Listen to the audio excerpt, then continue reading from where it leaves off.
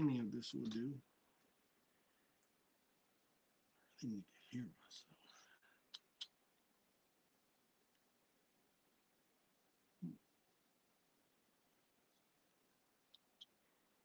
Testing 1 2 1 2.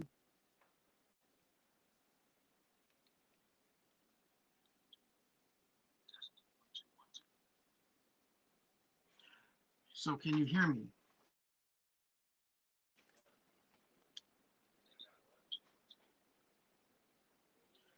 So can you hear me?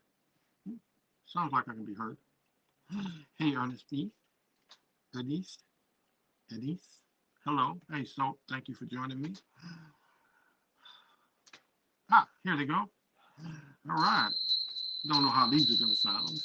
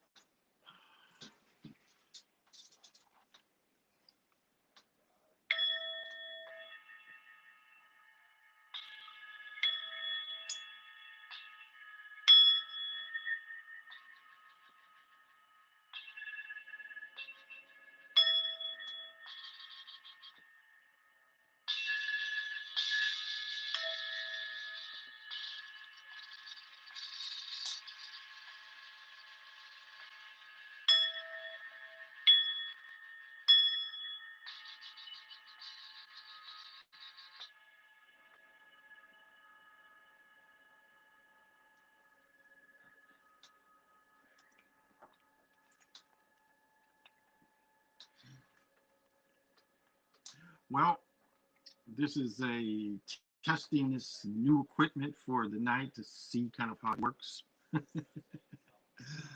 uh, Welcome to the Chocolate Mountain Show.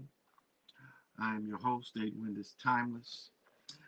It all does start with gentle sadness. I am the holder of the continuous ball game that was created by the Hero Twins. I am your galactic daddy-o, sitting on my galactic patio from Minnesota to the universe. And it is a beautiful day. And we are still rocking with Alaskan Amber. So pop them if you got them, smoke them if you want them.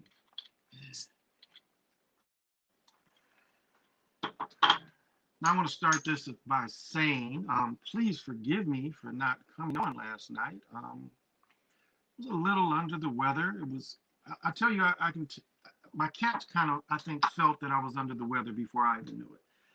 Because my cats, like all day, my cats were like right next to me on the couch. Like I noticed years past, they'll frame me. So they'll kind of frame me. Like sometimes I'll be between them, so they'll frame me. But last night they were like near, like really, really weird kind of near me. So didn't feel too well. Took a little medication, made me sleepy. Um, didn't start really feeling better until about 6 this morning. So please forgive me for not, I'm still not really mentally prepared to do the readings. Might can do a little pendulum work, have a little more room here to operate. But as far as reading the cards, I'm gonna wait another day or two to be up to full strength so I can give my attention to it. But I wanted to try this because it can open up a couple of other things. I want to see how long the phone lasts.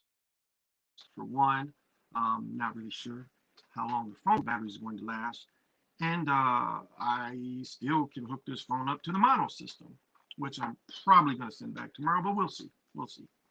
So, welcome. Instead of having my face all up in the camera, Denise, thank you for joining me. Edward Bailey, what's happening? Brad, a little bit, Brad. Sorry, thank you. No need to go over the top on the stream. You can still chill? Well, thank you. Um, yeah, I've talked about him. Take some activated charcoal, cleanse your body out. Thank you, Rico. I will try that. I will try that.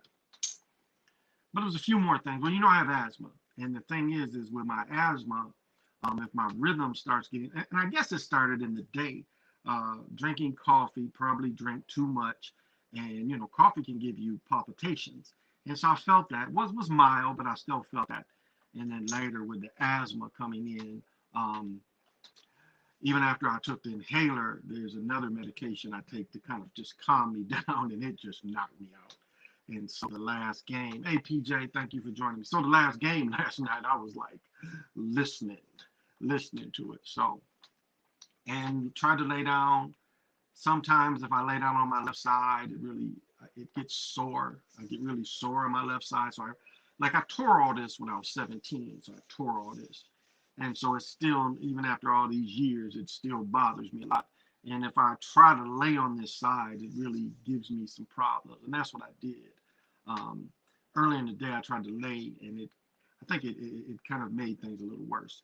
And so I had to get some rest last night. I didn't get much rest because now this is the second funny thing. This is the second funny thing. So didn't really feel good. Finally went to sleep about 6. Started feeling a little better. And then my daughter calls me at 10:30 to ask me if I can if I can if I can put her trampoline together. Now let me tell you the story about the trampoline. We ordered the trampoline like last April.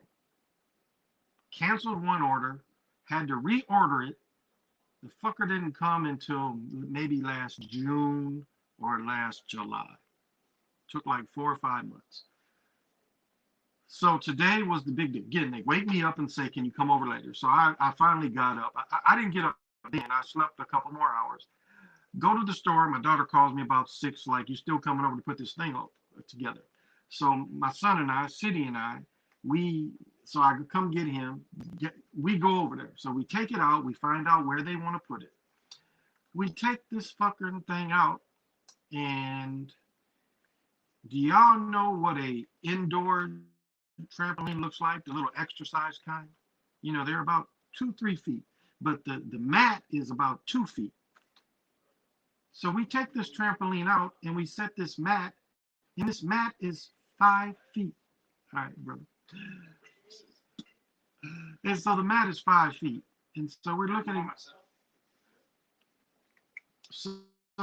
at this thing, and it's like, yeah, this is, and we're looking like it's the kind of thing where you can put a hose to it and you can run a shower like in it. So we're looking at the paper, and the paper's the size it should be, and we're looking at this thing, and the thing is 5 feet.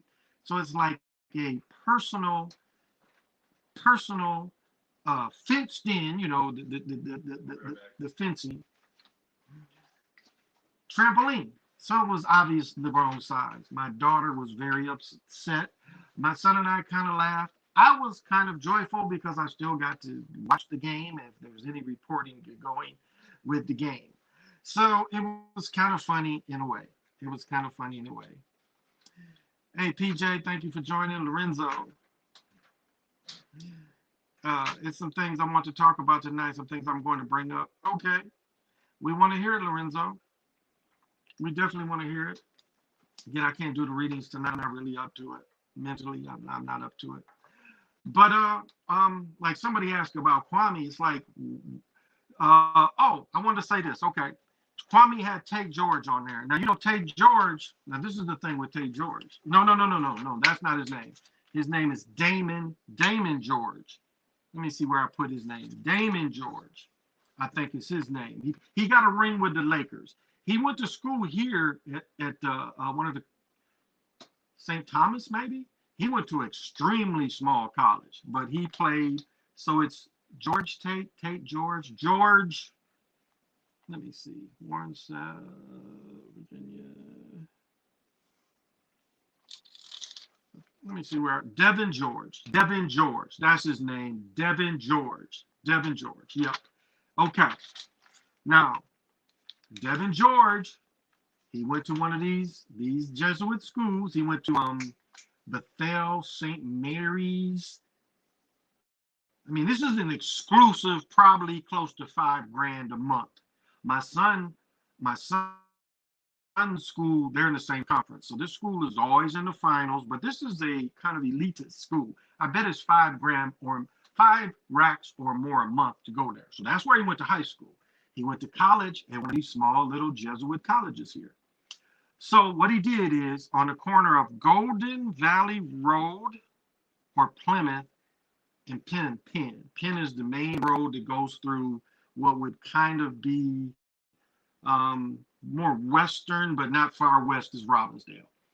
So he built a co-op there, and the bottom of the co-op has a little store. There's a little store that's been there forever across the street. This is in the middle of what they call over north, but the north side.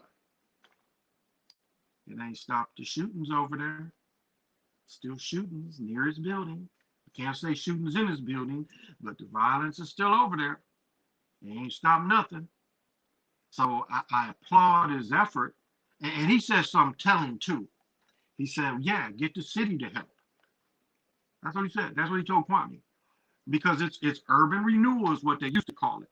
Now you buy property over there. Again, I talked years ago about trying to get this other building. And then just the businesses to sustain the building is what kind of crashed on me. But they give you breaks over there. That's what he got. But then he said made the city go in. So the city is kind of like a partner. So I looked at that, and I know where the building is. I know some people live in the building. And it's nice. It's nice. It's probably 50 units at the most. It's not a very big building. 50 units, I'm guessing. So he did do that. And he's from here. Devin George is from here. Met him a few times. Years past, when I was still coaching the Pro-Am, see him all the time. He always played in the Pro-Am. But my point is, it really ain't stopped nothing over there. Not that it's not a good idea, but it hasn't stopped anything. So that's another part I wanted to put out there from watching him and watching Kwame. It don't solve everything. Just because you set up a co-op and you set up better, healthier food, that's only one step. Now, I'm not hating on him. I mean, the building is nice. The corner, trying to think what used to be there. There was some old stores that was closed that used to be there because he basically took about I mean, it's a lot that's quite big, and it's on the corner. But it hasn't even, and remember, I always talk about colors in the hood. See, that's another thing they do. They put them dreadful colors. It's built like that as well. The building my son lives in, brand new building, but the colors, they put the lower vibration colors in it again instead of the higher vibration colors. So it's the same dreary kind of look, if you understand. So when I saw him, that made me, not to say it's a terrible idea. Creating a co-op is not a bad idea. I know one of my sisters-in-laws, one of my ex-sisters-in-laws was part of a co-op in D.C. over in off Brenning Road. What is that, northeast D.C.? Northwest? Maybe northwest D.C., Brenning, off of Brenning, but not far from RFK. Off the Beltway, you can take Brenning Road and then go right by RFK. And then I think you take Northwestern Road. Years since I've been to DC, but over in that area, with only tore down RFK Stadium, but over like take Brenning back over in that way. I think that's considered Northwest maybe, but it didn't change. So I applaud his effort, but it didn't really change things. Overstand Mocha, what's happening? Nicole, thank you for joining me. Dread, thank you for joining me. So Lorenzo, whenever you want to answer questions, if you haven't said, I might do a little pendulum work if anybody wants to pendulum, but fires or other readings, yeah, I got to build up my strength a little more for that. I ain't gonna fake it. I feel fine, but I don't feel as well as I should feel to get a proper energy for it. And then again, I just wanted to kind of really test this equipment and see if I like this a little better. But like, Even though I paid, they gave me this cheap banner in the corner, and I imagine I've got to create my own. Uh, so, so to do, it'll do for the night. And then when I want to still use this mono system, going other places, because I almost took a trip this week and go see family. Somebody hit me, was like, "Do you want to go?" And at the last minute, we didn't go. Looked like the security guard was a midget that tracked that fan, and then the way the fan ran off with the security guard hanging off his back looked very scripted. Okay. I'm not hip to that, Sir William. Maybe I missed the rest of your question. Nearly 900 subs. Oh wow. Yeah, yeah. Yeah, so it's moving, but it's other ways you can go live. So that's something that, again, I want to. I know a very cool wooded area that I could get, and just to bring nature into this thing too. That's not a bad thing in the summer, and just show you how easy it is to get in tune with nature. So I want to practice that as well instead of just being in these squares. Um, this illusion gives us nature, so we might as well mess with it since it offers it. Let's mess with it since this illusion offers it. We can mess with nature, and then see the true gosh the true side of nature. You can make the trees see how they really look, because when you break through, the things that help mankind still move through it. And some of the negative things go to, I can't move that fast, I see. Some of the negative things go to somewhere else. But things like the nature things, like the trees and some of, in harmony, all that stays in this reality. The race baiting, that's never going to go away. I mean, let's get into her. So the girl that Naomi, they made her withdraw. Let's get that straight. They made Naomi withdraw. That ain't because her not wanting to face the crowd or the reporters, which in other sports is in your contract. I imagine it's in her contract too. But she was forced to do that. She played one game. Why wouldn't she want to meet everybody unless she was forced out? Do you understand what they're doing? So they more than likely forced her out of the French Open. Now, I don't like motherfuckers. Candace Owens pocket watching her, and she pocket watching these other people. I don't like that. I don't like when you go into their pockets and you tell how much they make. That ain't none of your goddamn business. That is not a way to analyze. You can't analyze by how much somebody else make. That's hating. That becomes hating. What did he say? Pocket watching? You can't pocket watch nobody else. Bring your point up without pocket watching. Because I don't care how much they make. They ain't got nothing to do with what happened today. Now she has to know these scripts. She has to. She ain't blind to these scripts that's out there.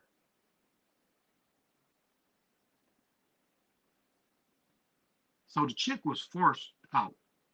She was forced out. I mean, anybody can see that. She played one game, she's forced out. And this is the story they break up. And it's a little shaming. It's shaming too. You got to look at it that. It is shaming. You gotta look at that too. They putting her in a shaming ritual. And then this chick is gonna tell her pockets? Really? She gonna tell LeBron's pockets? The fuck is she? I mean, who bring up where she was running to get help when she felt that they was fucking with her? Remember, she got the bread in high school. That's when they first put the cameras on her to give you her. And now she pocket watching these other folks? Get the fuck out of here with that. Get the fuck out of here with that. That's some plant shit. That make her sound like a plant. Because that's the first thing they want to do. I've talked about this many times. Motherfucker make a kick. Well, that's why he gets the big money. Motherfucker strike a motherfucker out. Well, that's why he gets the big money. They playing pro. Because just as you can praise them for making money, you can put them down for that same money they make. So you praising them for their pocket, but you can beat them down and tear them down because of their pocket too.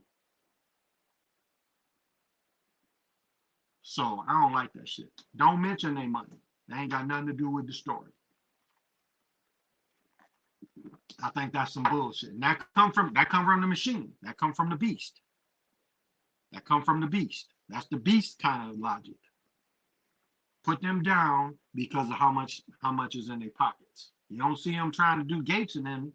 Well, you know, Gates was supposed to, with all this money, with Epstein, with all that money, they wasn't saying, well, you know, he probably could have got all these people to do what he had done without money. They don't say that kind of shit. But when it comes to a brother or sister, they can't wait to pocket watch them. I got my bare feet on the earth yesterday. It felt so good as always. Gonna do it more often with attention. Oh, overstand. I went to the mother tree out here. And I asked her for a little guidance. You know, again, she has a big hole where she's healed. They probably cut a branch or something that was going into the garage. But just touching her and like, you know, because the worms is going to come. I've killed some, but I've got to find a way to save some of these trees because we lost a tree and there's another dead tree over here. And they'll kill the trees. Like you can see where these worms kill the branch. They slowly, you know, suck the energy. Instead of the energy going to, you know, to the tree, the energy, the sugar is eaten by these worms. And so it kills the branch because the branch doesn't get nutrients. So it kills that branch. So I'm going to look for something that I can put because what the city does, the city pumps their trees up at the park. These trees around here ain't going to get that treatment because people don't really care. So I'm going to try to make something. I asked for her guidance to kind of, you know, show me how I can help, what I can do. So that's what I plan on doing. A lot of folks are gone. That's right. Oh,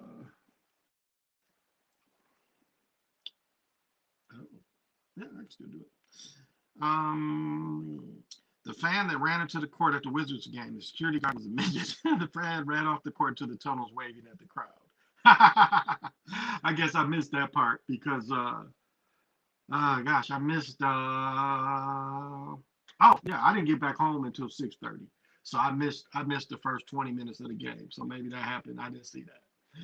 That's the one thing I hate when I Google these celebrities or athletes. Now it has how much these people make. I don't care how much they make or assume they make exactly.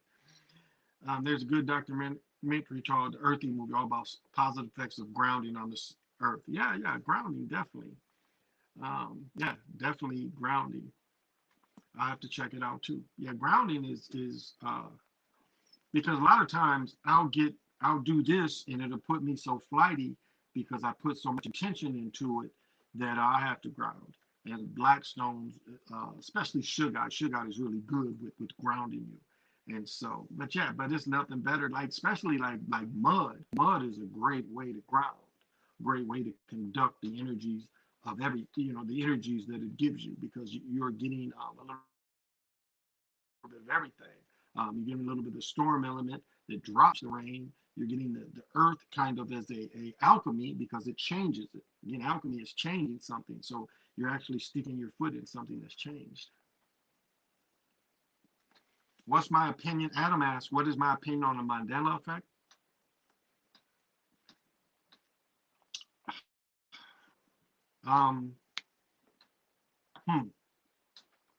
Some ways it's a psyop. Some ways it is a psyop. But you get your frozen pizza. You take my water off that thing so my water don't heat up. So it's a psyop in a lot of ways. Oh, okay. The examples they give of books being spelled different. There's certain people know that he was dead. There's certain people know that he was alive. The Mandela effect. So, well, this is what we know. Like I gave the example of Kobe. Kobe made a cartoon. Kobe made that thing with Kwame. It didn't have the significance it had. It wasn't really alive. It didn't really go anywhere until after Kobe died. So once Kobe dies, these things had significance. And then people try to code them in to the event. So what I'm saying is future events can change the past. Now, like people wonder when the Simpsons put up stuff, So when the Simpsons put up this predictive programming, but what you have to look at, they put up this predictive programming that means nothing. But then when the future event comes, it has significance. So it changes it. It changes something that wasn't important into something noticeable. And then you can look back and say, well, this is predictive programming. But it really, so it's not really so much a Mandela effect. It's that a future event comes, and because of that future event, it gives meaning. It changes the past because it makes something valuable information that wasn't valuable before. Are you talking about Simpsons guessing stuff? Yeah. Oh, and Back to the Future, they guessed the World Series. Well, he had the book though. What do you mean? In Back to the Future 2 or 3, he took a book of all the scores from certain years. And so when he went to the past, he had this book of all the scores. Yeah, he guessed the World Series. I mean, the movie. Well, I think what you're talking about is when they showed Chicago winning the World Series. Yeah. But in Back to the Future 3, he had all the scores from like 1983 to like 1940 to the 80s. So Biff gets it, and Biff gets rich off of it, if you remember that. Hey, text for your needs. What's happening? A little low-key one. That looks nice. That looks really nice. That kind of looks better. That looks better than the computer. Does it? Well, that's a better camera than this. Oh yeah, it's way better. This might be 4K. You're giving Run DMC vibes with your outfit. You like LL Cool J. You just kicked over my LL water. Damn. I was trying to hit the LL Cool J. Well, try to hit this goddamn mop. Wipe that goddamn water up and fill that shit back up. LL Cool J. That's what he was going to say. What is this? Yeah, you put down like that and you wipe up all this goddamn water that you knocked over. Very unnecessarily, and give them some more. I see I gave my plant too much water and it spit all this water out, and I got a bunch of stuff to catch the water, but it rejected the catching and it was on the floor. I guess it didn't want so much. But it was nice here. So that's how I look at the Mandela effect. It doesn't really. The future changes the past, and that's what you have to understand. The future changes the past because an event can happen in the past, and the event ain't that important. But the future event, just spill that out, rinse it out maybe. They like the sugarite water. My plants, I put sugarite in my plants. Some of this Russian stuff, and these plants are going crazy. They like it. So you can put sugarite in your soil.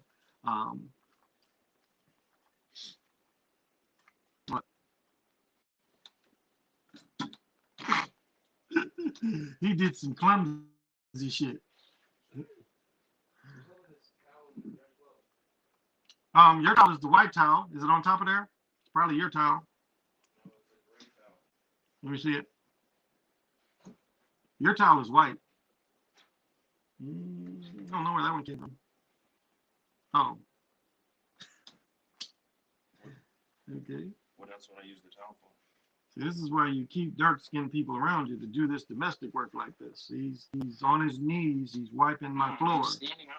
He's wiping my floor like he's Cinderella. He's the wicked, ugly stepson.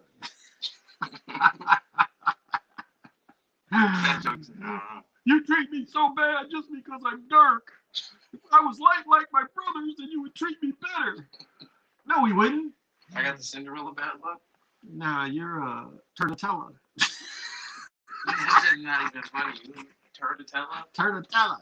Yeah, okay. You Turtella. He starred in Bedazzled. I see. It looked like he could be the third member of 3 EP and D. What is EP and D? You got to chill. They wear the bucket hats. You? Yeah. Oh. Bucket hats is what's happening though. The baseball hats, you got to remember. I was telling you, we used to have a party every spring in Michigan where we would, if motherfucker came in the party wearing a baseball hat, we would take the hat off and we'd burn it or throw it away. Or we'd take them in the barrel. It was March. Take them the goddamn baseball hats off. So put them straw ones. You with Dre and all your friends, and you're doing it to each other. Come on, you the biggest jokester. It was jokes. No, like if I don't know y'all, I come to your party. You But who's coming to the party that don't know everybody? You know what I'm saying? It's a party. But it's a party of like mostly just family and friends. It ain't like a bunch of strange motherfuckers coming. It is. But one dude came in. I remember Peanut took his hat, brand new hat, took it, put it in the bag, and he set the bag on fire. He threw it outside. The motherfucking hat, brand new hat, burning and smoking. Yeah. What happened to Peanut? Nothing. Yeah, the punch on. Because the whole family was like his cousins. Yeah. And everybody had guns, you know. Nobody was coming there punching anybody. It was like a Battle Creek gangster party. I'm a teenager. I'm both. Because that was probably before, what's his name? Boo. Boo got paralyzed. Boo was still walking then. He wasn't paralyzed. I'm a teenager. I'm actually bulletproof invincible. Yeah, no. Oh, I'm going to do a spoiler for y'all. I'm going to do a spoiler. So if you don't want to hear this about Fast and the Furious shit, I don't think I said this the other night. I'm going to be a spoiler. So if you don't want to hear this, mute for about 5 minutes. I am going to tell you the bullshit of the Fast and the Furious. So again, we have Vin Diesel, who's Australian, pretending to be Mexican. Now they want you to believe that John Cena, who is just a straight European, that he's Mexican too. So do you see the premise? We're supposed to believe this Australian is Mexican, and now we're supposed to believe John Cena is Mexican. And actually, when John Cena first came on the scene, I really thought he was Marky Mark. They looked so similar, just one was built up and one was short. But anyway, so that's the first premise that I've always had problems with. How do we think that these people knew? I mean, how do we supposed to look at this movie when you have these two Australian is a type of European, I guess. But again, it doesn't work because again, neither one of these are Mexican. That is my first, or Hispanic. I'm not trying to make anyone mad. That's the first thing. So it's the normal. Okay, scene one. They want you to believe this half track. Well, no, it was a all-wheel drive armored vehicle can go over this barely made bridge. It's like the weight goes over it and the bridge falls behind them. Then some kind of way, this 1970 Charger can drive off the cliff. He can shoot some shit from the car, and he kind of helps with the bridge, what was left of it, and it takes him across these cliffs. Probable, but not very believable. Okay. And then the rest of the shit is super slow, super slow. It tells the story of the family and how the daddy dies because the daddy was cheating at racing. It tells all this. Slow as hell. Let's get to the chase scene. Oh, okay, so what's his name? Ludacris and the brother, the Coca-Cola singing brother. Well, I can't think of his name right now, but the Coca-Cola singing brother. You know, remember he was back in the bus. It's always Coca-Cola. Anyway, he keeps saying like, ain't we invincible? Look at the shit that we do and nothing ever happens to us. We have to be invincible. He's telling you this shit, you know, he over and over again. Aren't we invincible? He keeps saying that. Okay, so the rest of the movie is super slow. Like they try to develop the backstories about the relatives and all this shit. Yes, thank you, Tyrese. Tyrese, that's right. So it is like they get these super magnets, and the super magnets kind of fucks everything up. So then they get a hold of it. Of course, you've seen the trailer where they blow this machine up on the trailer and the thing's tripping over. This is where they steal like the super magnets from that technology. So I'm going to skip to the chase. So it comes out to the bad guys, which at first John Cena works for the bad guys. So the bad guys get all this information, steal this girl who is the key, and they blast off a satellite that's going to use this big magnet and control the world with the satellite. Okay, you follow me? So they have a problem. They couldn't stop the blast. The shit's in space. So what are they going to do? Now, looking at here, knowing these mugs got to go to space, who do you think they would send to space? You know, we have all of the crew is the expert drivers. They bring a new little light-skinned girl in. The Chinese dude that died like maybe two shows ago, 2 movies ago, comes back to life. It was an illusion created by Mr. Nobody. So he comes back. Tokyo Drift people come back. Little Bow Wow's in it for a minute. He's in it for a minute. Okay. So with the cast and crew, who do you think they're going to send to space? Now they're forced to go to space. Who do you think they're going to send? Are they going to send an Australian who's pretending to be Mexican? Are they going to send his girlfriend, who, remember, she was her mind was swept? Are they going to send his sister? Who are they going to send? Let's send the niggas in space. Everybody agree? So they create a car. In the beginning, they have a car where Little Bow Wow, when they bring the Tokyo Drift people in the story, they're showing them test the car, and the car goes so fast. It looks like the Back to the Future car with a jet engine on the back. That's pretty much what it looks like. Well, they figure that this Back to the Future car with the jet engine in the back can fly into space if they blast this shit out. Okay, you got it?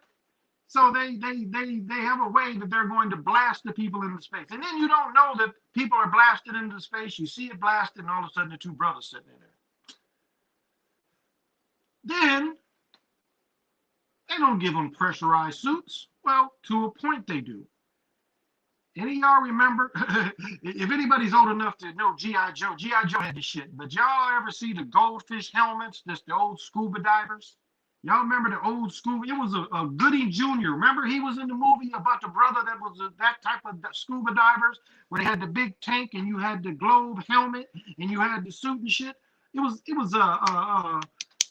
Legion had showed that character too. But remember that character where you're wearing that kind of scuba suit? You know, I'm talking about the shit from the 1930s.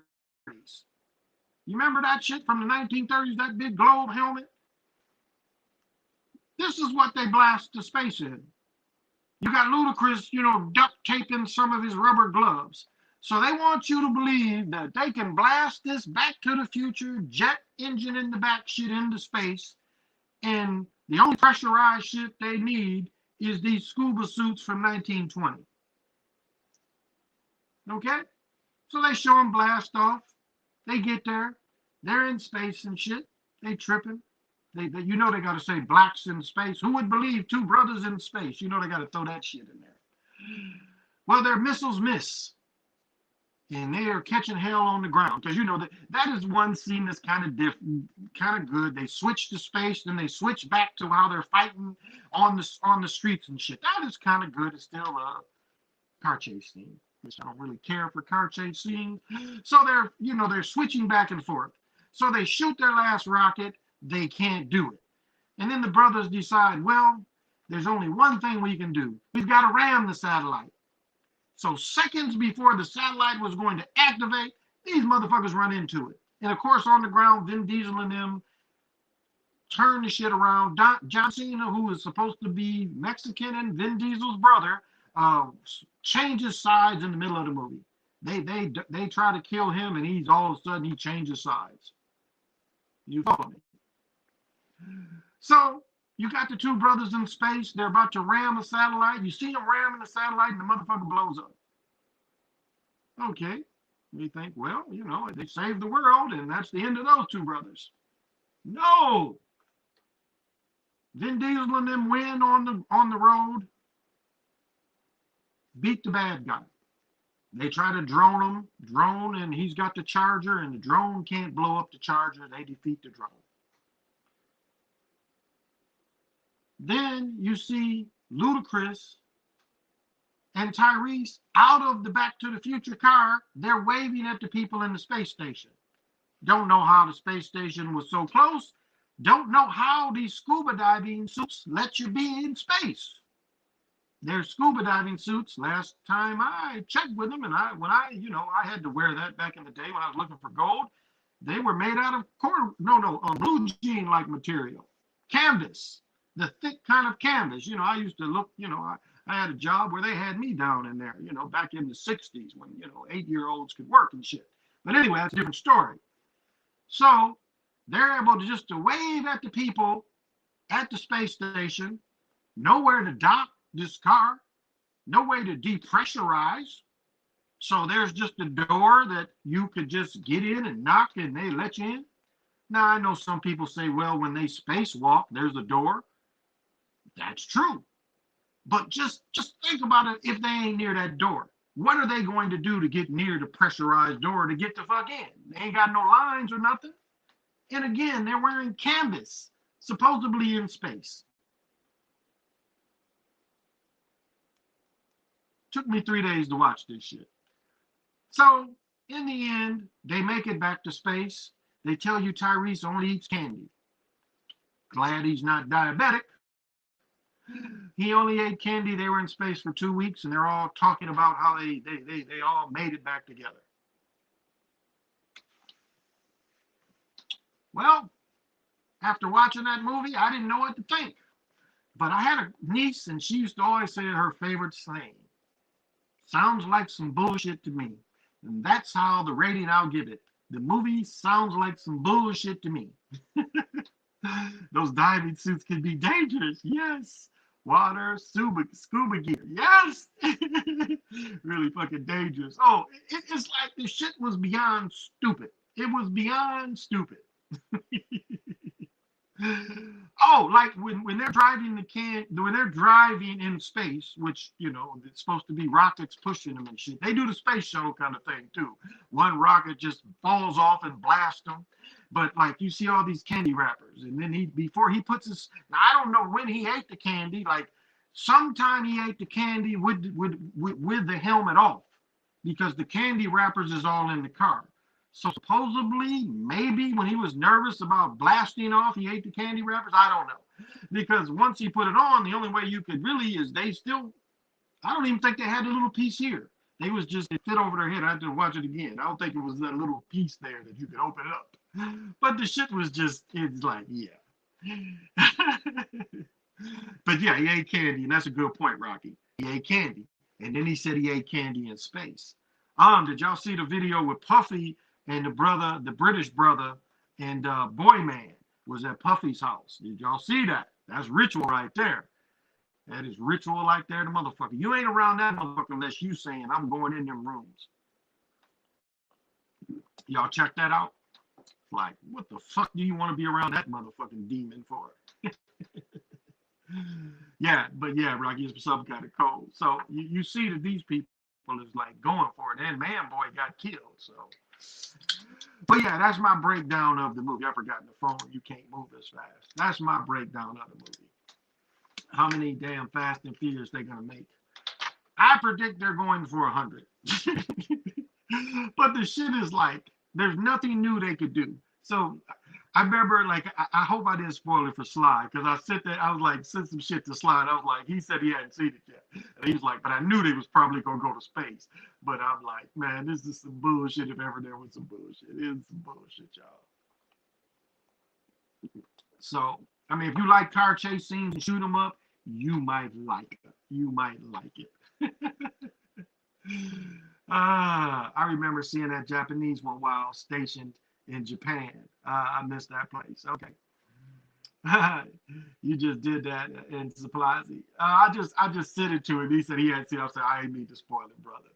But he said, yeah, I was thinking they was, what else could they do but go to space? So, that's when they were sitting there, stealing truckloads of lumber. F-14 stealing truckloads of lumber. Interesting. I heard that. So, I didn't mean to spoil it, so you guys can come back in if anybody wants to come back. You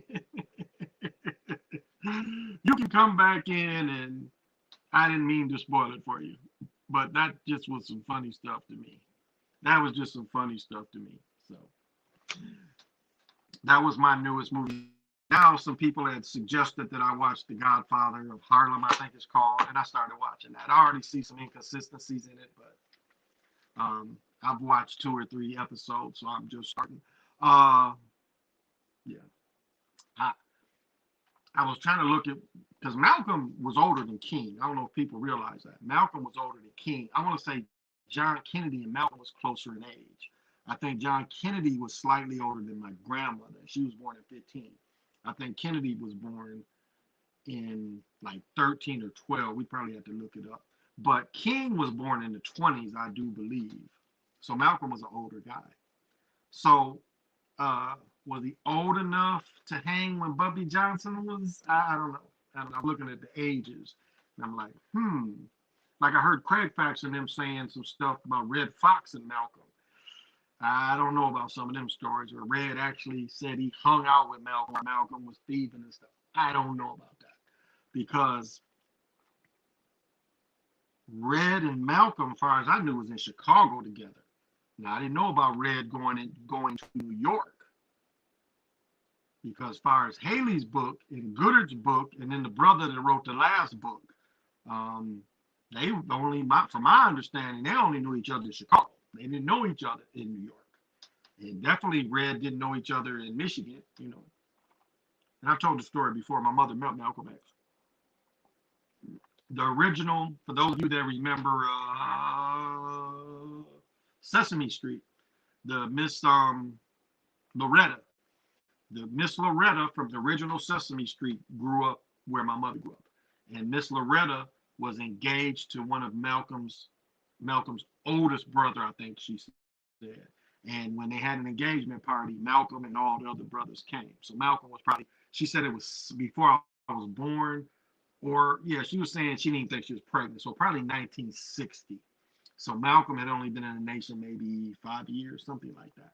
But she actually got to meet him. So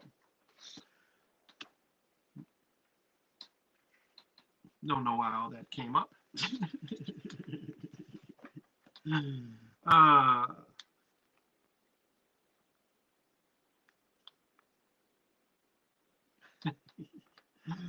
oh my goodness. Oh yes, I did want to kind of start with this. Let me see. You seeing Twin Peaks at the Spy James Bond shit. A lot of mystic stuff and dreams, all that. It's on stand. Let me read this stuff. Let me see if I can find it easy. Is it on here? Yeah, I think it is. I found this, and a couple years ago, me and Sly talked about this. But let me find this. Because one of our shows early, we was talking about how people, you know, what they go through to be stars. And I think this is it. Let me see. I want to see where I noted it. Because I found it, I was like, oh, I got to talk about this tonight. So is it in this page or my other page?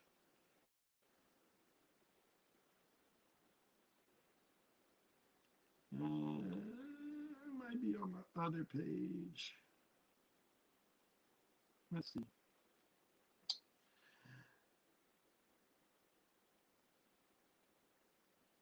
Yeah, it must be on my other page. Let me double check that.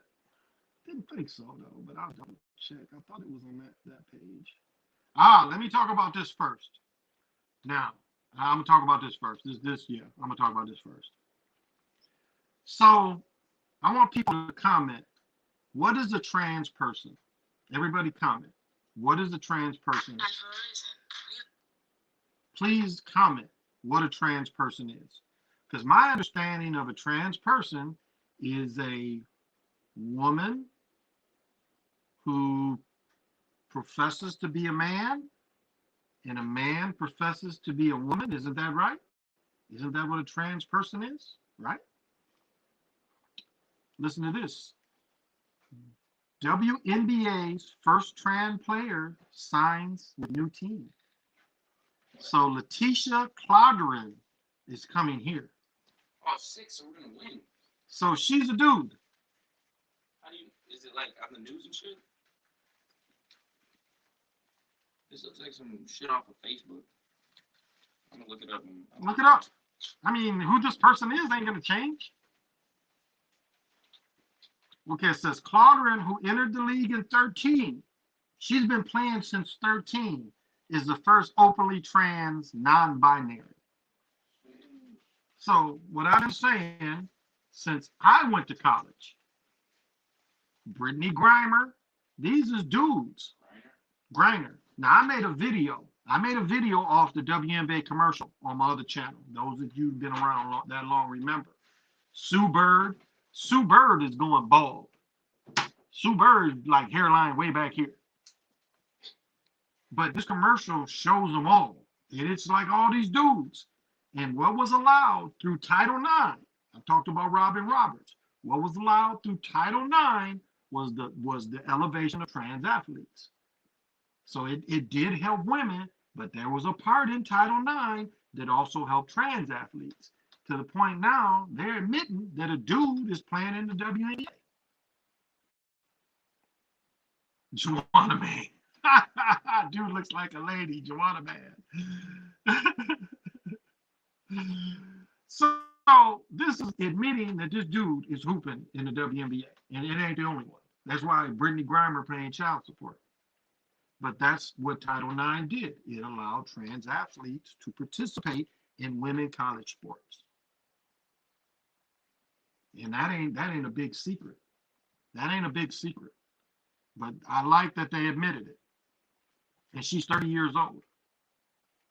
So this is what we see happening. Where is this other? Damn, what did I do with that? Anyway, I know what it is. I can't find it, but I know what it talks about. I just wanted to have so people can look this shit up. I'll try this other to see one more time. Yeah, I missed it. People make me nervous. I'm looking, I can't find the shit. Let me see, because I want to put where you can find this, but yeah, I'm not seeing it. Anyway, I know by heart, so I can spew it out. So I have this article. I don't know what the fuck the article is, but Sly and I did a show a long time ago, and what we was talking about is like what these young entertainers have to do to get to stardom. And you know, one thing Sly didn't realize is, okay, so if any of you watched Beat Street, remember Brenda K. Starr starred in Beat Street. Do y'all remember that? She's kind of highlighted. She's one that gets pushed into the club on Beat Street. Remember that? Brenda K. Starr. Stacey, Loving Contagious, maybe. Mariah sang the Brenda K. Starr song. I can't remember it, but it was Brenda K. Starr's song, but Mariah wrote it. Well, Brenda K. Starr and Mariah are cousins. And so this article I had found, Mariah admits that her sister drugged her with Valium and gave her to this pimp when she was 12 or 13 years old. Now, this goes with where me and Sly was talking about how they get put into these situations fairly young. Just as I talk about Prince's sister, you know, she was out there tricking. So was Mariah's sister. And some even say Brenda K. Starr, that, you know, as her shine waned, as her star waned, you know, this is what they was doing. And so I have this article, and I'll find it so people can look it up. But Mariah admits it. Apparently, she puts the shit in her book. That she admits her sister, this is the exact wording. When I was 11 or 12, my sister gave me Valium and tried to sell me to a pimp. That's what she says in this article. And I'll find it. It's somewhere on my phone. I put it somewhere. So, and then I don't think Sly knew that her and Brenda K. Starr were cousins. And so he was like, damn. So she, you know, Beat Street, look that shit up. How that's an 80s movie. That's an 80s movie. And again, Mariah made Brenda K. Starr's song popular. Can't remember the name of it. Y'all can look that up. But Brenda K. Starr had a song and Mariah made it a hit. But Brenda K. Starr was an early singer, rapper, more singer. Light-skinned chick, you know, pretty. But it just goes back to my point is, you know, look how young. And she tells that, she's telling you what she went through. And this goes back into the Shirley Temple ritual.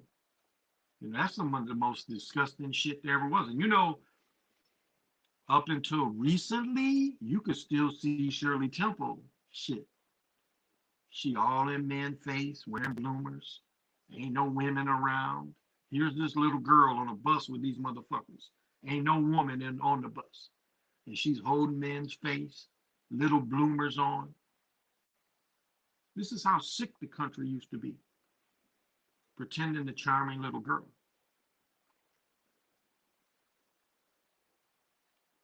And that's my point. When I talk, like my mother gets mad at me. She thinks Hollywood changed that much. Shit ain't changed.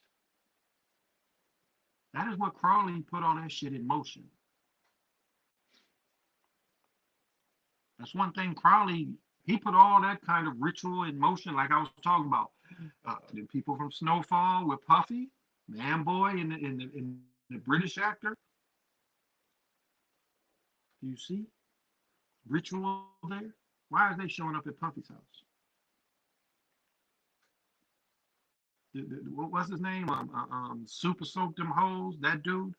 They showed him at Puffy's house, and he got his arm on Puffy. What you think they're doing there? Think that's just a random visit? They showed a boy man. They showed him. He ain't look that comfortable. The British dude looked more comfortable. I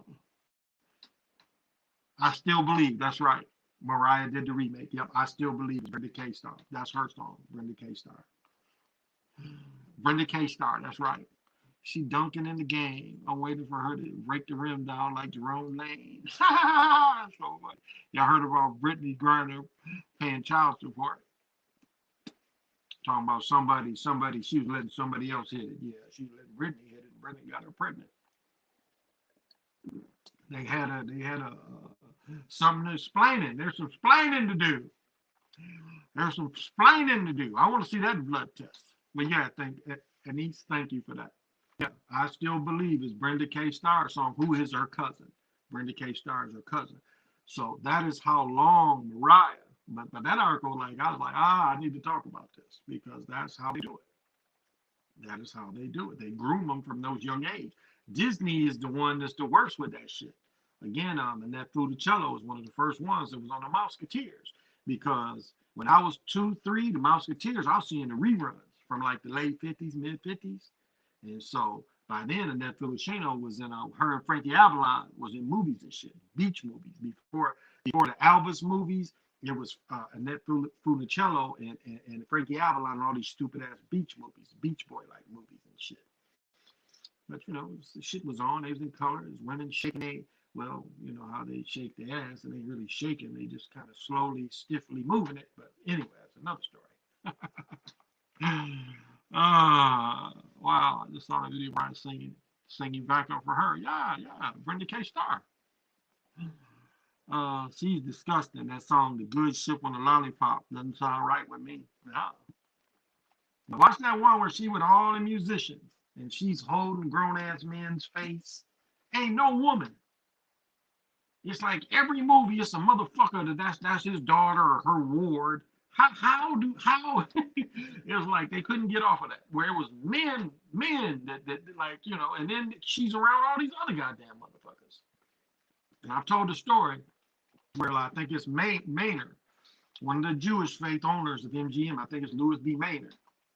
He whips his shit out and shows her. And the mother had also taken her to the studio. So they go to different rooms and Shirley tells her mother, "You won't believe what just happened to me." And the mother looks at her and says, "You won't believe what just happened to me." So the mother had to suck and fuck too. Wasn't just, you know. But that's what Shirley said. Here's this grown ass man that runs the studio. So you think that was just one incident? But that's what they did. Like the couch, you know, the couch. When you try an apartment shit and the couch call, they call it. That's pretty standard. I mean, I read a book about Marilyn one time, and they were saying that if she went in today's world, I mean, the abuse she had to suffer. Again, it's been reported this chick had 6 or 7 abortions.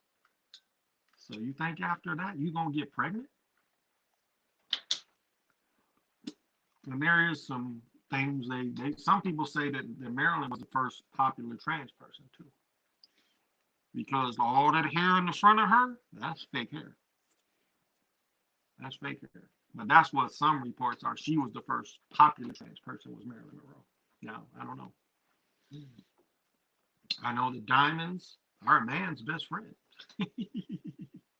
Casting couch. Thank you, Lorenzo. Yes, the casting couch. Yeah, but that shit, man, that's some horrible looking shit. You watch some of the movies with her. Now, yeah, it's cool with her and Bojangles. You know, that's cool. Again, it's the Civil War shit, that Southern Civil War bullshit propaganda. Um, yeah, so it is a wicked world. Hollywood is wicked. Fame is hell. Fame is really hell. It ain't like this girl, like I talked about, this Naomi. Going back to her, it's the same thing. It's the same thing. If you look at it, here this girl want to win this shit, and it's like this money. They saying no, we can't let you win this one. We'll keep paying you. We'll do the book because she's a appearance fee. Remember, they pay for these. You know, this is their tournament. She gets paid for going too. That's why they talked about fining her for not showing up, but she was told not to show up, or she was pissed because they pulled her out of it. She played one thing and then saying mentally, and then Candace gets there and says, you know, she's trying to see. It's agenda driven. Even bringing her out, it's agenda driven because just like Kwame talked about Stephen A. Smith, that bitch seems to be on the same thing, poking at black society, poking at it. Well, this is wrong, and you got to think, you know, and I believe that Uncle Imbecile would have been better for the country than Slow Joe and Sister Girl, Mrs. Emmott, Mrs. Emmott's sister girl, Emmott. See how she don't use her Jewish fake last name? Isn't that clever? More sounding an ethnic name instead of using that Jewish last name. I think it's Emmott is what Joe Brown said her name was. But her real name is a Jewish fake name. I think it's Emmott. I don't know how to spell that shit. So do you see how they do it? She can't even present herself as she really is. This chick been married. She just showed she got what, a college graduate? This chick ain't much younger than me. I think she's my brother's age. What, 53 to 55, somewhere in there. She got grown ass children. Their name ain't Harris. Her children's name ain't Harris. Their children's name is Emmott. Ghetto gaggers. Give us clips of the casting couch, but Hollywood is worse. It is. It's worse. It's way worse. You know, that Holly magic, you know, going off of that. Trying to put evilness to it. Because it's the most illusion. It's the most illusion that moves this shit in some ways. So I don't know, guys. I don't know. So I wanted to get that out there. I did. And did y'all catch that shit with the Jazz? The Jazz get 16 made threes a game, which is 50 points a game. That's what they average. They played 70 games, I think, this year. They didn't play 85 as normal. That's 50 points. And they get the Karl Malone treatment, which means you're going to get 10 to 15 more points in free throws. So that's a head start for them of 65 points, let's say. Do you see how they won the West? You see how they script this shit? 16 made threes a game equals 50 points. That is how much they've scripted for these dudes. Oh, I want to say this is the time of the June boys. So it's my birthday today. My birthday doesn't end until the 4th. The morning of the 5th, my birthday officially ends. So I'm turning 60 every day this month. I'm turning 60, and it goes into the 5th. Will be the last day of my birthday. I claim it all. I claim this whole month of June. It is the time of the June boys. So if your birthday's in June, then you are very special because it's warm everywhere. I was watching the Macho Man documentary on, and they had the black security guards wearing 42. Yeah. I see that. Did you see my live yesterday? Yes, I did, Crazy Sarge. And that is mind blowing that you got it that well organized to sell that stuff. Because that was my question of like, how could you sell it and what's the market for it? But you got all that thought up. So yeah, let's applaud Crazy Sarge. He made them coins looking good. Now he's about to turn what he called scrap into something valuable. And that is the true thing of alchemy, seeing it from the beginning to the end, and then benefiting off your alchemy and showing the patience to let it come to you. So, yes, we applaud you, Crazy Sarge. Make the ghetto gangers. Look. Turn up every day. There you go. Every day. What was that song? You can't tell me shit, because every day I'm lit. Every day I'm lit. Every day I'm lit. Every day I'm lit. Every day I'm lit. Oh, oh, oh, oh, oh. Every day I'm lit. You can't tell me shit, because every day I'm lit. Oh, okay. No, that's fine. My wife's birthday is the 24th of June. Well, my son turns 20 next Saturday. My stepfather's birthday is on the 15th. My brother, and then it was also my grandfather's birthday is the 22nd. So my brother's birthday is the 22nd. And my grandfather, when he was living. My sister's birthday is the 25th. My birthday is the 30th. No, let's back up.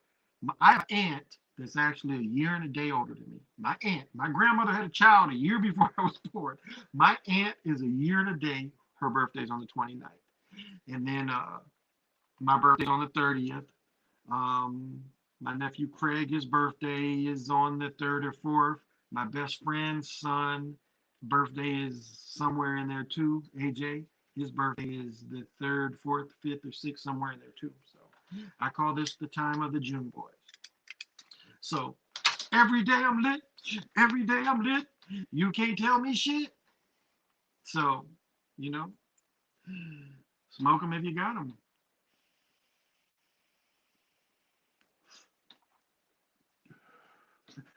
I gave this to my son. Now, I packed this shit so much. Where it was resin like up in here and shit. There we go. It was resin like up in here I had to scrape out. It's full of resin all inside. The top of this has resin coming out of it. Look at that. You still see it. See all that resin? That shit is still usable. But I had put so much in it. It's just so hard on your throat. And I gave it to my son. He was hitting that shit. He's like, "Woo, this is kind of good." That's what he told Shitfoot. That's what he told Shitfoot, because Shitfoot was over here with him. He's like, "Ooh, this is kind of good."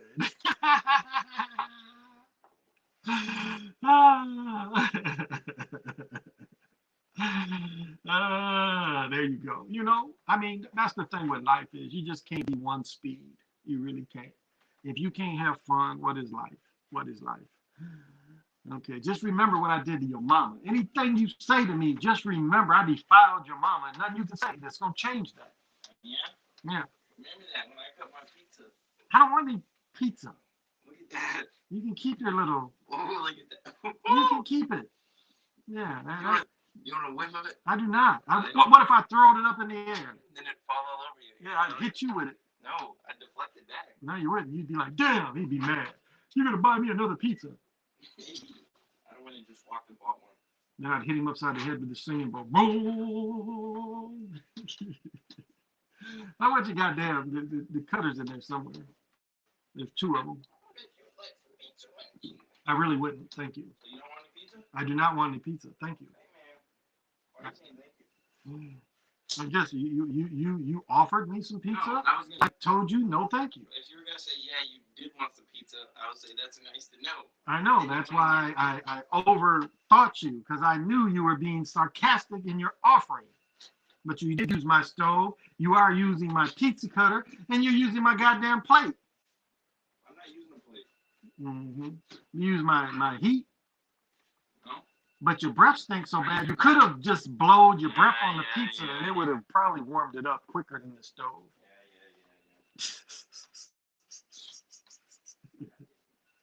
Did you turn this hot ass stove on? You got me burning up in this motherfucker. I guess you're not supposed to say motherfucker, but that's like my favorite word. Roll the pizza up and eat it. There you go. I should have just snatched it from him and he got on the other side of the table and slowly ate it while I looked at it. I'm going to get you. No, you're not. No, I had dinner early. I'm fine. Yeah. So we're smooth over here. I'm just teasing him. They thought they ordered pizza and his boy came back and was like, we didn't get the pizza. That's what they thought. Dre left and Dre said he was leaving to go get pizza. So Dre, uh, yeah, for some reason, Dre's girl, they didn't get a pizza. But, you know, I have a little partner that lives in my building. And for some reason, he came up, he knocked on my door. And I thought it was very strange because most people don't knock on my door. But he knocks on my door and he asked to use my bathroom. And so okay, no big deal. I guess I was thinking that his sister, his mother, or her, whatever their friend that's there, one of them uses the bathroom, I'm guessing. So I'm talking to my daughter on the phone, and I walk in the bathroom, and I am, you guys ever heard of mustard gas? I walk in the bathroom and automatically get attacked with mustard gas. Um, I thought my bathroom was possessed or something with a mustard gas kind of demon, but that's what was in there. So I'm talking to my daughter, and all of a sudden my eyes just start watering. Blood comes out my ears, and my nose starts bleeding, and it's just like the worst smell I've ever had in my life. Didn't know what was going on, and I had to come out, and my daughter's like, "What's going on? You're crying and everything," and I'm like, I don't know what he did in my bathroom. It's like some mustard gas smelling shit up in here. I don't know what happened. He wasn't in here but about like 4 or 5 minutes. And what did he do? So he blew up my bathroom, guys. I don't know what he did. Hot breath. I love talking this shit with my too. My fellow moderators. What's happening, Edward? Thank you for joining me. Very kind words. So he did something, I don't know. I had to put the do not disturb on the sign for about an hour because I couldn't change it. I almost called, what is that company you're supposed to call when there's a you got chemical spill and shit? I almost called them up to come do something about the chemical gas because it was some of the worst type of gas I've ever experienced in my life. So I don't know what to say about that, but it's since kind of dissipated, but it was rough for a minute. It was rough. So I don't know what he did, but he did something in there that just wasn't right. Hmm.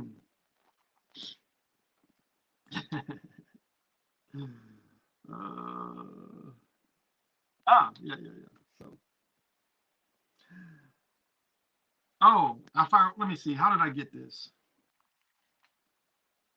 So the hockey game, check this shit out. The hockey game yesterday was 5-1. I want to say, was it Canadians that was 5-1 because it ended up being 6-2. But this is what I caught. So whichever team scored, they scored because okay, the one team scored the one, so it's 4-0. The one team scores the one, then the other team comes down. So that was against the Vegas. Vegas lost 6-2. Yep, it was a Vegas squad. So they used a different goalie. They didn't use Fury. They used a different goalie. So the team that's playing Vegas scores. So Vegas scores one. The team comes down and scores a fifth goal off the same goalie. They ain't switched goalies yet. So the score is 5-1 at 5:01. Do you feel me?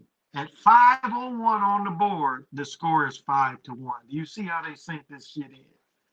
I caught this shit, and I don't know why I didn't do a short video. Again, I don't like to fuck with hockey because they strike this shit off generally. They don't really play letting you fuck with hockey. They kind of take that shit down. But the score was 5-1, and they scored their fifth goal at 5:01.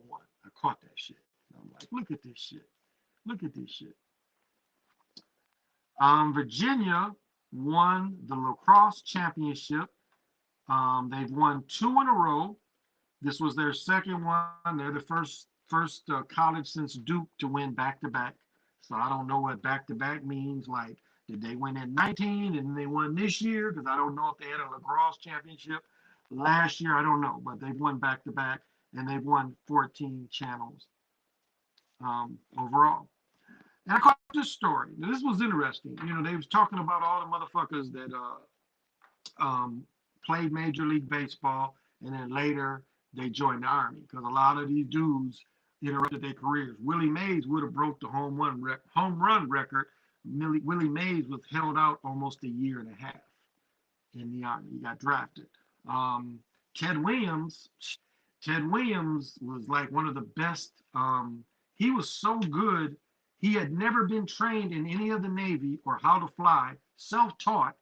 He was so good that he started teaching pilots. This is the dude that didn't have any college education, and Ted Williams is Mexican. He's Mexican. I don't know people. They didn't let brothers play, but they let Mexicans play. You see this? Everybody knew Ted Williams was Mexican, but they let Hispanics and Mexicans play. They didn't let brothers play, but they let this Mexican play that everybody knew he was Mexican. And this is how dirty Ted Williams was. He plays his rookie year. I think he gets rookie of the year. His Mexican family meets him at the train when he comes back from Boston. He flies back into, gets the train to take him home. His Mexican family's waiting for him to give him a, celebration. This motherfucker avoids them. He avoids them. He avoids his Mexican family. Isn't that some shit? But anyway, there's a cat named Warren Spahn. Warren Spahn was a bad motherfucker too. He's the only pitcher to throw a no-hitter the first game of the year. But when Warren Spahn was 17, and this is the synchronicity that they do. When this motherfucker was 17, he struck out 17 people in his first major league start. So the next day, he has to go back to high school and graduate a couple of days later. This dude was 17, playing pro baseball, going to high school. So he quit going to high school to play pro baseball. Then high school ends, or baseball ends, then he goes back to high school. Warren Spahn.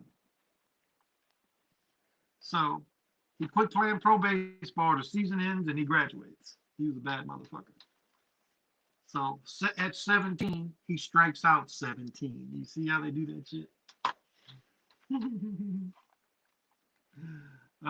Before he became a rapper of the Wu-Tang Clan, Method Man played lacrosse in high school. I'm going to tell you who was All-American.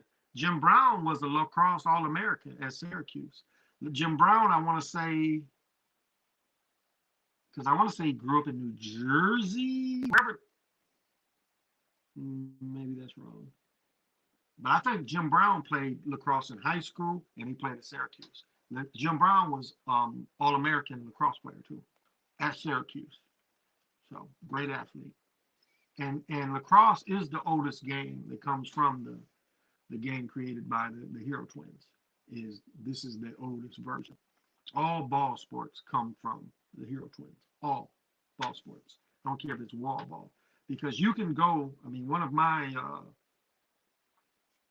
you say going back to the past, I don't know whatever the fuck you want to call it, but experiencing how the ball game started from Jim, it was just excess rubber, and children started just playing with it, throwing it at each other, and then that's really how it started. It's like they would create things, different things from this latex after getting the sap and then curing it, and it would be throwaway stuff. And the children would take the throwaway and they started throwing it to each other. And it was bigger balls. I have a picture of a 3,000-year-old ball. They found balls that old, that are omen. And omen and the Mayans are the same thing. And I want to say this, because Reggie put that thing, and I gave him props for his documentary of South America and the energies. But one thing he got wrong, and I'm going to say this, okay. And I've showed this before. What this is showing you right here is the jaws of the werebaby, is the jaws of the consciousness of the panther. This is what it's showing you. These are the jaws of the panther. And then you get up here to Quetzalcoatl. So he is the one that bridged between the Omens and the Mayans. He was born in 603. They want to tell you that the omen disappeared in 400. But yet, He is taught by them in 600. So there's a lot of proof that the Omen and the Mayan might have been one and the same, one taken into another kind of area. Because this proves they're around in 600. Now, I'm going to tell you some racist shit. This is some racist shit that's in here. Again, he's got him on the cover, and I'm talking about these jaws here. And he has several pictures of him in here. But this is what he says. He says that he snuck and learned from the Omen. It's some racist shit. I mean, it really is. It's some racist kind of Macetos not admitting whose culture is it. Not admitting whose culture is it. And he says that he snuck and learned from them. But he does kind of admit that they had to be around. They had to be around.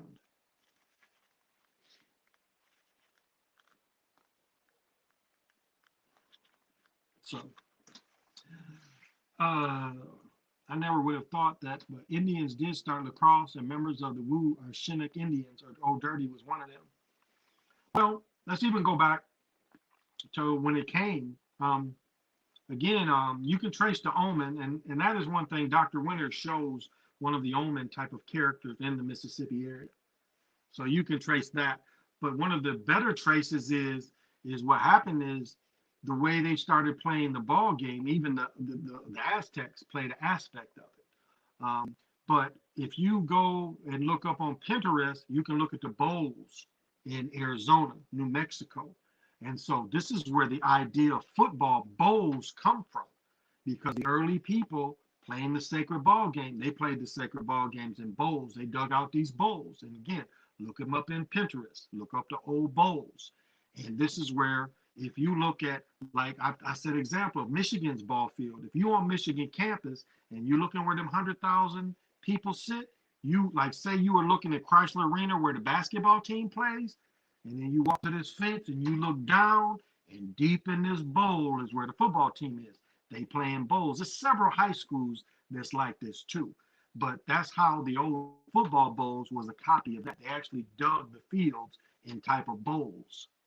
Like my junior high field, which had a drain in the field. Again, we didn't wear cleats back then, but there was a drain on the field, but one side was dug into a bowl and everybody sat on that one side. The other side was flat where the other team would sit, but behind us was like a little mound. I teased my best friend to this day. I threw him a touchdown when we were in 8th grade, and there's a one of the end zones, there was a little hill, and he cut out the touchdown, and he ran up the little hill, and then he ran back down. I always would tease him, like, why did you run up the hill after you caught it? Like, I couldn't stop. I always would tease him. So yeah, so these variants, because there was also a variant on Takalina, what do you call it? Smear the Queer. It's different names, but there was a lacrosse game very similar to that, where everybody, you was going for what you wasn't on no team. You was just, it was just everybody going, and you had a stick and you got the ball, and then you threw the ball like the end zone, like the upright, excuse me, and you would have to throw the ball through upright to score as an individual. So a lot like Takalina, we called it, or Smear the Queers is called, but we call it Takalina. And where you just throw a football up, whoever get it, if you score, you keep scoring. You get points, you win the game. But if you don't, you get tackled by everybody. I tended to avoid them as a young man. I didn't see any benefit of 20 people being able to tackle me. I never saw that benefit. Stick ball, yeah, of course, stick ball as well. But baseball is the same thing. It's all comes from a variation of the continuous ball game. And like, this is what Mexico doesn't get, and this is what South America doesn't get. Every field is not a field to play the ball game on. You have grieving ball fields. And these would probably be examples of grieving ball fields. That ain't nothing you play on. And like one of these, they show some Macetos. You see where the goal is, and they climbing up this shit. No, these are great grieving fields. These are built for, made for to go grieve. They ain't got nothing to do. I mean, they are ball courts. You can basically see the eyes at the end, the sacred eye that you always see. But these are grieving fields. These weren't meant to play. And you see these. I was watching a film with some Macetos playing. They're climbing up there. And I'm like, no, these are where you had children, die in childbirth. You had children die. Those was the place where the people would grieve. So those weren't meant to be played on, but they don't get that. They don't get the spirituality of it. So I'd rather watch people of color run, jump, and dash. There you go. There you go. Like I remember when you're in elementary, we always had track day, track and field day. And I remember I came home in 5th grade and I had all these ribbons. I had won all these ribbons because all my life I was one of the fastest, if not the fastest, of every school I went to. And I come home with all these ribbons, and my mother's like, wow, she would make scrapbooks for that shit. And I remember the same thing when I was in 6th grade. I come home and got all these damn ribbons. I don't want all these first places. Nobody could throw a softball further than me. I played quarterback up until I started breaking these fingers. And so my mother just liked that kind of thing. Junior Olympics, who remembers that? Anybody ever play Junior Olympics? Where they'd come to your city and you'd practice track and field. And if you won and won and won and won, you could go national with Junior Olympics. Just like a basketball program was called Junior Pro. There's a junior basketball program that made you made the national teams. Yeah. Andrew Merrick, he was a storekeeper in a Minnesota reservation. I read that, but the story passes me now. But I remember reading that the other day. They said he was a storekeeper. Oh yeah, they killed his ass, right? Yeah, they killed his ass because he told him to eat grass. Because again, we saw the same thing just on going to the Trail of Tears, where they was giving them ransom food, bad food, killing people, walking them to death, not feeding them. And that cat there, Andrew Myrick, told him to eat grass. So they found his ass dead with his mouth full of grass. Because that's what they did to a lot of the natives. A lot of the natives was like, okay, you on a reservation, and then ransom food, giving you bad food. Everybody knows about the infected blankets. I mean, this is what they was doing. It was like, okay, you making us depend on you. You took away all our hunting grounds, where we can't fish, and you say you're gonna feed us. But then you give us this bad food, and then if we go off the reservation to try to feed ourselves, you want to declare war on us. This is what the government did. These motherfuckers would go try to feed themselves, and then they want to declare war on them. Because the great white daddy, as they called it, wasn't feeding them right because there was a lot of fuck them Indians. We getting this money coming in, and then we'll give them whatever. You got a lot of that. A lot of that.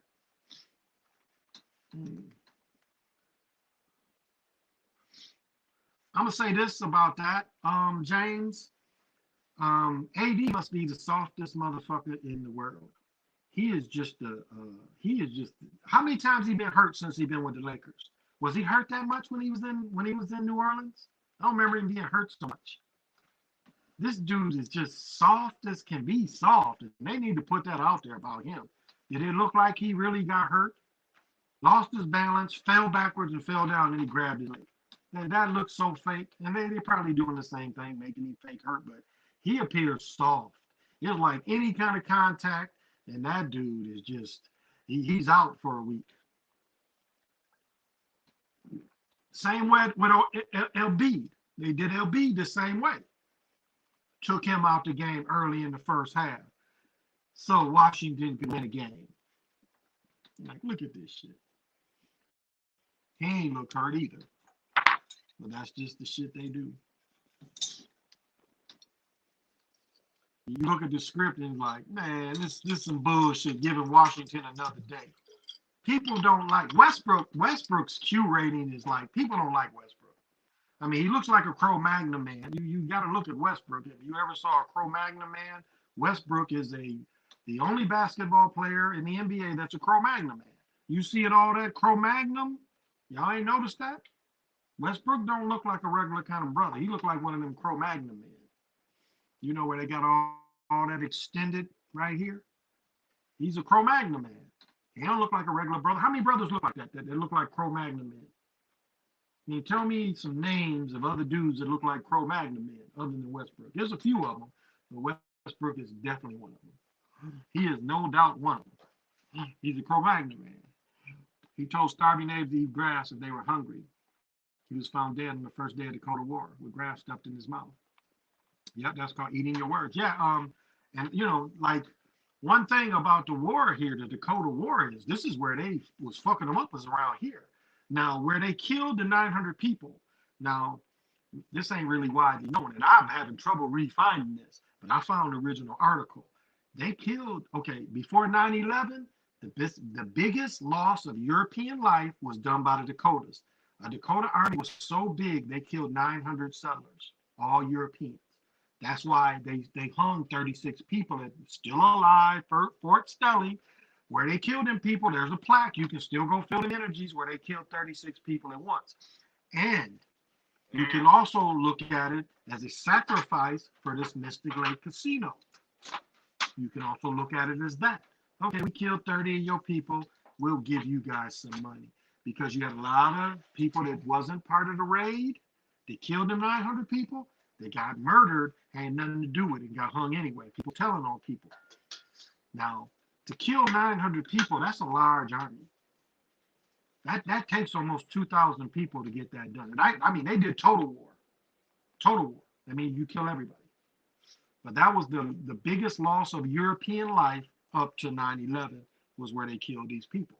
And so New Elmo's not far from here. Like if you go up and down Shakopee's named after a native. Black Dog was another chief that lived around here. There used to be a Black Dog beer. But all like I live near the Minnesota River and all up and down the Minnesota. Because sometimes I'd be sitting around it. I was dating this chick, and I remember seeing them. Like I would just catch glimpses of these motherfuckers running and shit with rifles. And I'm like, God damn. So there's this type of vortex near the river. But this is where around here is where they fought these motherfuckers. And you gotta applaud them. They was one of the last people to fight these motherfuckers. And that was the time because a lot of times when people would join the Civil War, like they was from around here, they would make them fight the Dakotas. They wouldn't send them. They would make them fight here. So you see a lot, you read a lot of biographies and there's like, yeah, they fought the Indian War instead of going to Civil War, they fought them here. So the Indians were smart. But again, like I said about the last stand of Custer, you had damn near 15,000 people that wiped out a couple hundred people. Why didn't they stay together as a fighting group? And so it was 2,000. And the thing with Custer is they could have fought these motherfuckers and pushed them all the way back to fucking St. Louis. That was the stand. And you know, Obama don't like motherfuckers going back in time and fighting these motherfuckers because you just continue fighting, which is true. But it's still nice to put that into the reality. To keep that fighting force that fought these motherfuckers and made these motherfuckers stay across, not come across west as far as St. Louis. Because the Louisiana Purchase, they didn't own that land. Shit, France barely owned that land. Napoleon got fucking defeated. That's why he got rid of it. He got defeated. So that's where they should have stayed together. But the same things we got going today is why they didn't stay together. Who's in charge? Who gets credit? I think Geronimo went back and took his people back up to Canada instead of fighting these motherfuckers. They should have stayed and then said, this is it. Let's fight these motherfuckers now, and we fight to the last man. Because they always bring it up that Rhino's group had the Gatling guns. But Custer and them had percussion, you know. Boom, boom. The motherfuckers that fought their ass had Henry repeaters and Winchesters. They was fucking them up. And I think Custer was martyred to continue to enlarge, to enrage the rest of them people out east. I think he was sacrificed.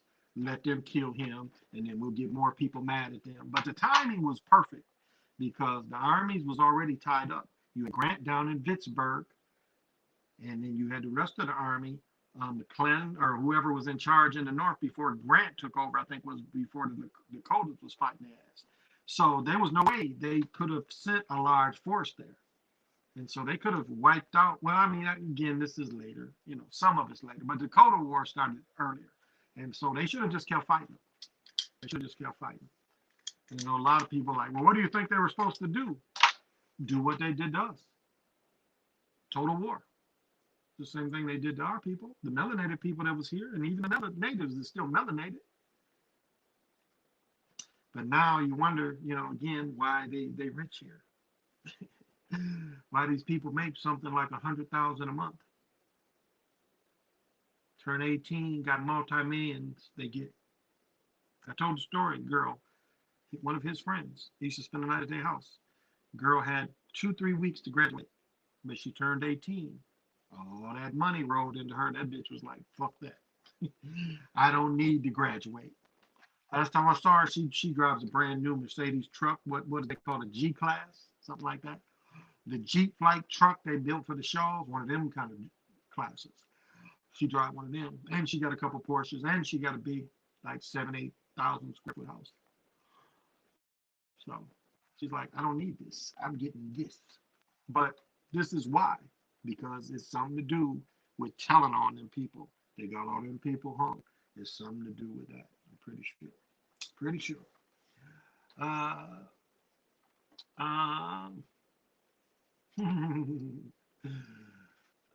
So it's and this is the thing. This is the thing I do get caught up with, and it's not hard. It's like, and this is the negative about that. It's like they're making you violent, and your answer is return it with violence. And if you look at that from a spiritual aspect, it's putting your vibration right with them. But these were non-spiritual people. These are people that relied on wizardry, Freemasonry.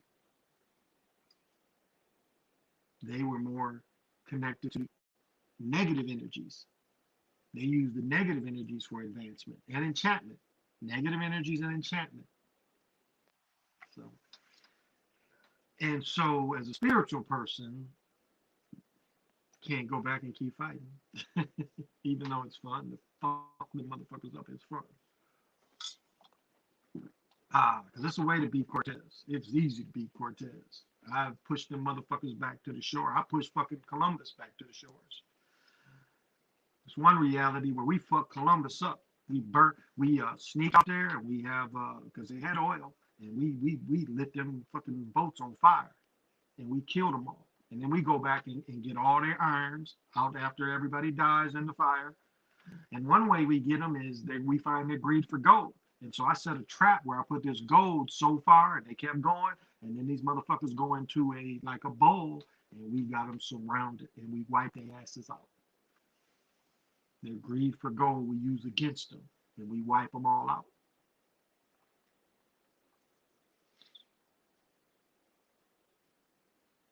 There's another reality where we go to the whole continent and we tell them the enemy what the enemy looks like.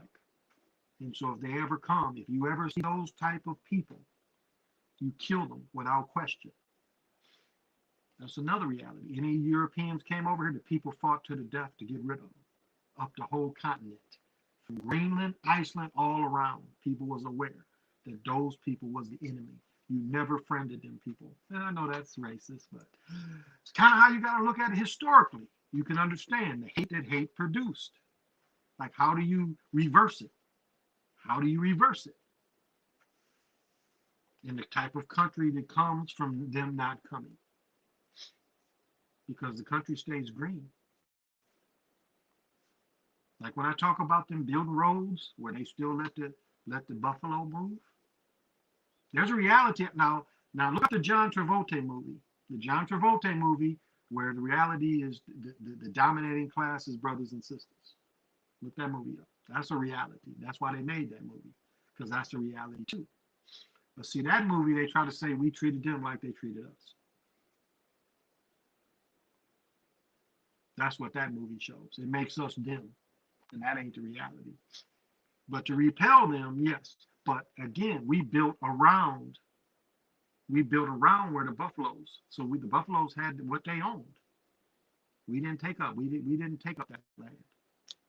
And the Patterson, there's a reality where the Patterson is the world car. Now, what they did to Patterson is, yeah, Patterson made cars, but the way they got him off the national stage, Patterson started making buses, trucks. So for them not to compete, but in this reality that I lived in, that's like that John Travolta movie, everybody in North America drives Pattersons. And the Patterson had flying cars in the 80s, cars that drive by themselves and flying cars in the 80s. True Jetson-like. But the Patterson was the most popular, successful, best car in the world. Not just the bus line that they was able to hide. Patterson went worldwide. Oh.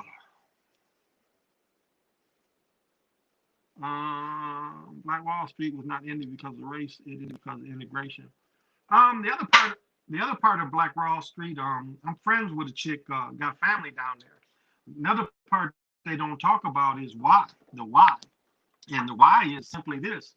In North Tulsa was where all the oil rights was.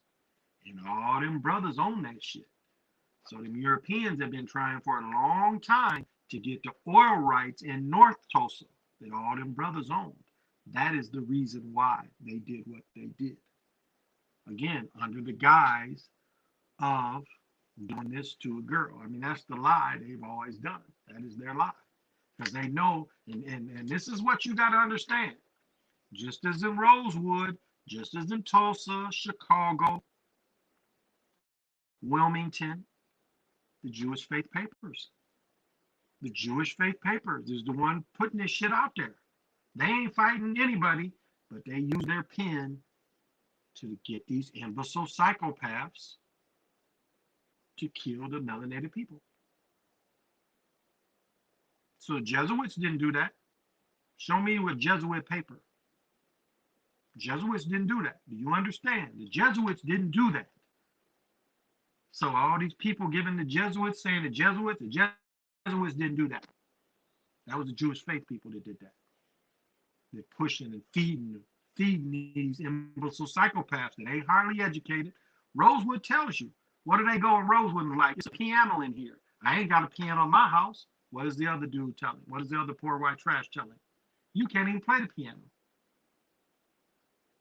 So they're showing you the part of culture that them people didn't have. Because you only loot a more prosperous people. And something Dane said today that is right, is these people didn't live really. I'm confused about Tulsa for one thing, because I did a lot of studying and there's a railroad.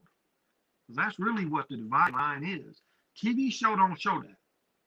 But I caught some footage where it's a railroad between them, and that's normally how it was done. The blacks, the black people live on one side of the railroad. The white folks tend to live a few miles down the other side of the railroad.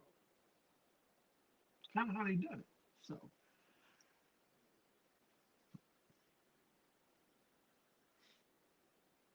but see, you want to give them a break. The people that started the NAACP, that is also communists. Because the Jewish faith people prefer communism. It's an easy way to control. Yeah, they should have put the beats on Columbus. There's a sister that did. There's a queen that fought the fuck out of Columbus. You got to look her up. But yeah, that's my thing is, why didn't they fight them 24 hours a day?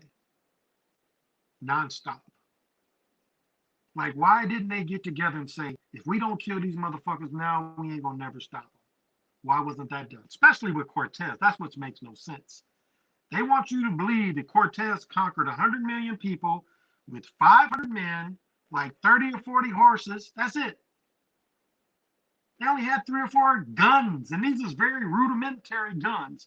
They did have armor. But again, okay, they're from Spain. Part of Spain is kind of warm, but in South America, it's tropical. So you want to believe that these motherfuckers can march in this armor in tropical weather. So if I attack these 500 men with 50,000 people, it doesn't matter what kind of weapons I got. They are going to have to stop fighting eventually because they're going to get tired. Why didn't that ever happen? That is the illusion right there. That's the illusion right there. That tells you the shit is a lie. That shit don't add up. You got this big, you Aztec, you got this vast amount of men. And you want to tell me not one person said, you know what? I think we should just attack them nonstop for like 30 hours. And if then they're still kicking our ass, let them have the world. But let's attack them for 30 some hours and see how they react. How? How did they sleep? How did they sleep?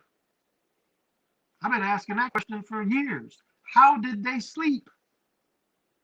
You telling me one person didn't say, well, let's just attack them 24 hours and see what happens. That smaller force wouldn't have been able to survive. They wouldn't have been able to survive. So a lot of it is a lie. Somewhere it's a lie in there. Somewhere there's a lie. I was going to mention the oil is what the Jewish people really wanted. Yeah. The oil in North Tulsa is what they went after.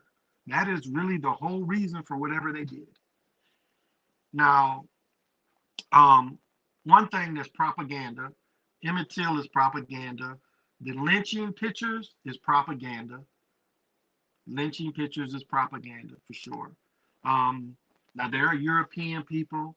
One dude look up is right during Reconstruction, the Tennessee governor fucked up the Klan. He went to war against the Klan. He fucks them up. He fucks the Klan up. So you got to look him up. I can't think of his name, but the Tennessee governor, he took his army and he defeated the Klan. And there used to be a bunch of Klan laws. And people and folks, the PNF, he was showing us something about the birth of a nation shows that we fought them. That's what the birth of a nation, like it's funny, the birth of a nation, most of the intimate scenes, they fighting black folks. Now then they show the full war scene and they fighting white folks. But when they show the intimate, the town to town shit, they fight niggas. You notice that. So it's a movie about them against niggas. And that's a lot of truth in that, who they really fought. It's a whole dude did a whole book. Where's my shit? Let me see if I can find this shit. Well, I ain't got to find it. The book is called The Myth of the Confederate Black Soldier. This is the lie. This dude got a whole YouTube about this shit and wrote a book saying it's the myth.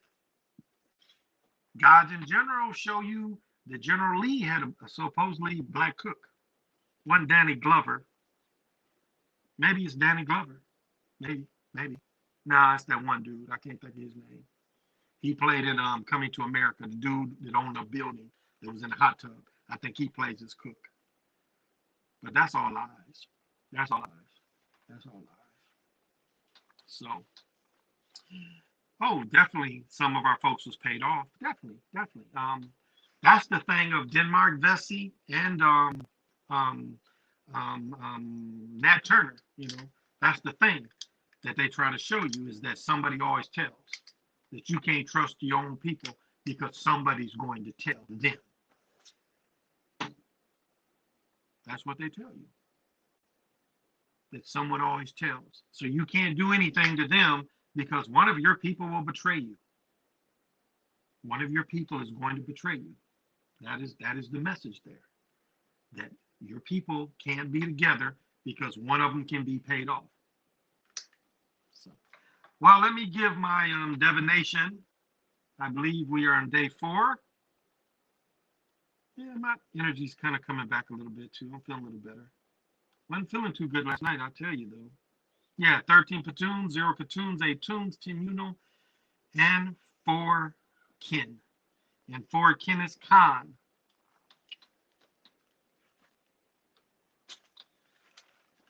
And Khan is Khan is from the South.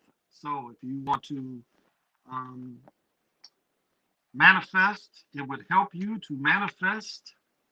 Here's the older fractal, Khan of the South. And Khan is seed, idea, ordering power of growth, generative principles, sex, and reproduction.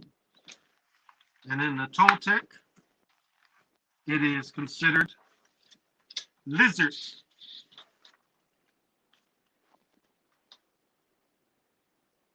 In this card image, we see Chamala, the mythical mother of Saaquatl, who was a human incarnation of Quetzalcoatl, giving birth to the spiritual leader. From her mouth, a song is coming. The rope around and above her shows the cycle of life has begun. On the top right, the lizard is protecting the process.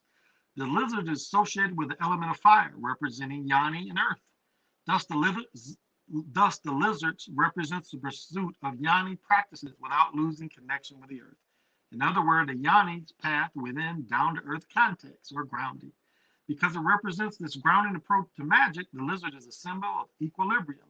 When you get this card, it is a sign that you need to look for equilibrium that arises from cultivating both your spiritual magic side and your practical material side with equal attention and dedication. This is what it means to live a grounded spiritual life.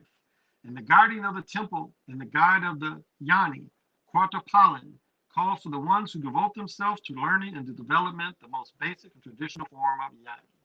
In traditional Yanni societies, the Yanni path arises from the contemplation of and the interaction with the forces of nature in a spiritual context. In this context, nature is regarded as the visible face of the Great Spirit.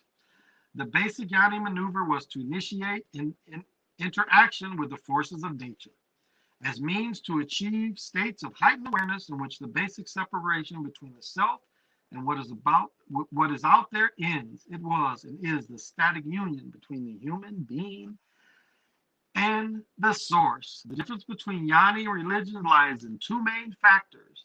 The one is that the Yanni takes place in nature instead of in churches. The second is that Yanniism, there is no place for intermediaries or priests who wield powers over others through managing people's connection with the source. In the Yanni experience, you make the connection with the source by yourself. In modern Western attempts to understand Yanniism's overemphasis of the role of the Yanni has misled people to think that the Yanni can be practiced by the Yanni only. The truth is the Yanni experience is open to all the community. And for the Yanni themselves, they are just supporters who provide space and techniques for people to participate in the Yanni experience. Getting this card can be a sign, a call to develop your Yanni path. And some, am I paying sufficient attention to my intellectual development? What are the problems I would love to solve? Am I taking advantage of my imagination capacity to achieve practical results? Am I taking advantage of my imagination's capacity to achieve practical results? Am I contributing to the organization which I help by solving key problems?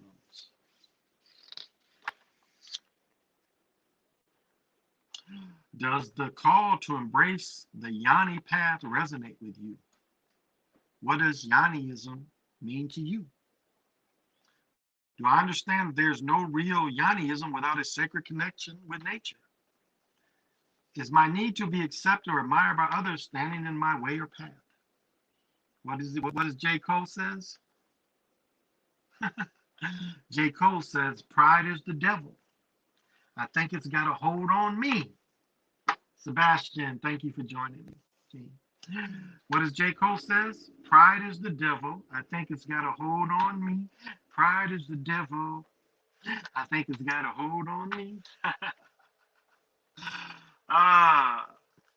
So I do need to stand. So,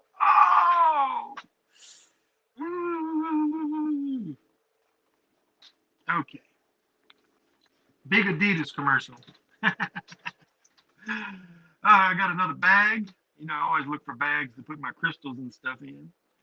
My mother was giving these away with candy in them, so it's kind of cool. Put crystals in them.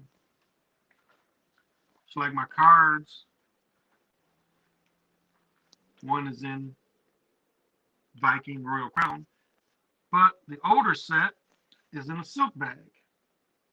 And even though I haven't practiced, I'm gonna practice with these a day or so when I feel a little better. But I keep these in my, I keep these around so they still absorb what I'm trying to do. And I work with these cards the most. You know, I work with these cards, and then I work with the crystal cards a lot too. So I've got a couple different sets, and of course the pendulums as well. So, well, I think I'm going to cut it right here. Feeling okay. Feeling okay.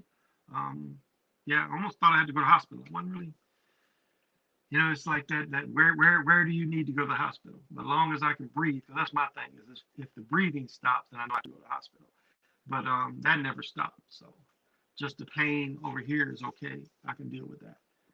And because I tore all this up. I tore all this up. I flipped in the car 3 times, as I'm saying. One of my realities, I paralyzed myself. Another reality, I was able to move my head a few inches.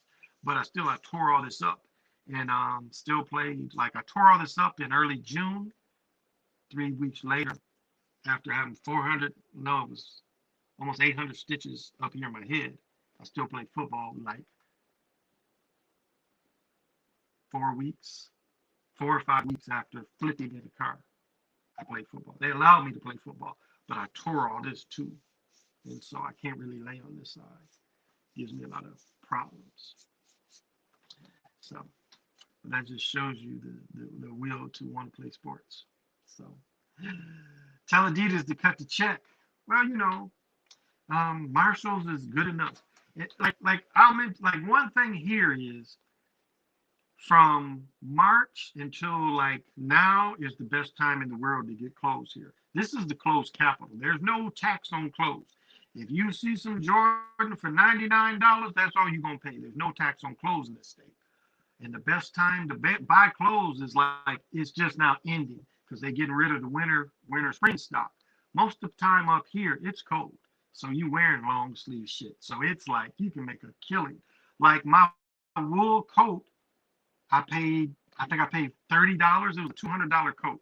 When this stuff ended, went to Macy's. My velour coat, I got a velour coat that was like about $300. I think I got that coat for $30. And so this is the best time. It's kind of ending because Macy's now is bringing in fall clothes. So it's kind of ending. So the prices you see going up because they're selling fall clothes. Because even though it's about to be June, the clothing market is a little ahead. So that's why you're gonna still see. And I'll tell you the coldest hoodie I saw is what is the cat on Dragon Ball Z? He's the mummy. He plays what is Basat? He plays that character in Dragon Ball Z. But they had a purple hoodie with that cat. That's the Egyptian cat from Dragon Ball Z. He's from Goku and them's universe. But he's on like a purple hoodie. That shit is cold. I might have to go order that. But I just got so many hoodies that I didn't buy. But that shit was crispy, very crispy. That cat, and then it was in purple. It was a purple hoodie with that cat embroidered. It wasn't a print. It was actually embroidered. That shit was cold. It's cold. That shit's crispy though. It was really, really fresh. And so this is it's the time of year where some of the prices is gonna go up. So.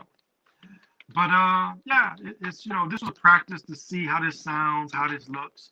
So when I take it places, I can use it and be practical using it. So that's why I used it like this. So hope it's not too choppy in the sounds. I'll go back and listen to it. I got these for like $50. They ain't the greatest ones, but they're the new ones. I guess they're the iPod shit, got the little thing and everything.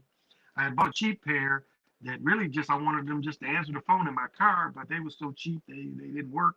So I had to take them back. I'm like, this shit don't work. And then my son, we made a deal to get these. So they're not the noise canceling one, but they'll play music. So I hope it doesn't look too bad for you guys. I know if I move too much, the phone doesn't pick it up. So,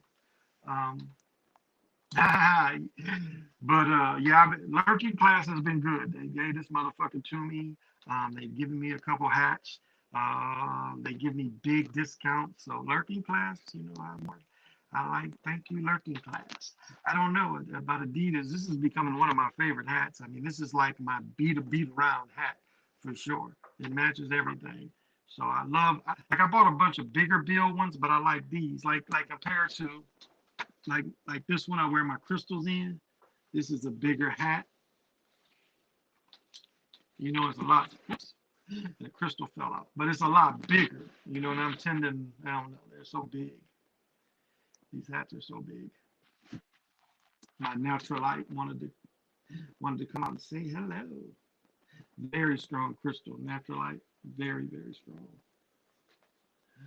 So I like these little hats a little better. But you know, they got the Kango style one with the round, but it had the bigger bill. You know, the bill was bigger, but it's the Kango round, but Adidas hat, but the bill was bigger. So when I pulled it out, like this hat big as shit. So I got enough of them. And oh, so we're June. Remember, we still got long days. So bathe in the long days because we still got another 20 days of long days. Um, Sun, you know, get that sun. Go ahead and see. If any of you want to really know what this matrix looks like, then when you burn through it is when you sun gaze. If you catch about a 7 p.m. sun gaze, and you start to see the matrix burn through because as you like blink and open your eyes and close it, you started seeing how it's burning through this reality. You get to see the real move, what's really behind all this, where it burns through the matrix. So that's one good thing about sun gazing. It's light. This light don't stay bright very long. I don't think I need it anyway. Yeah, it needs to be charged already. It turned off and I don't think it makes a difference. So it's some selfie shit.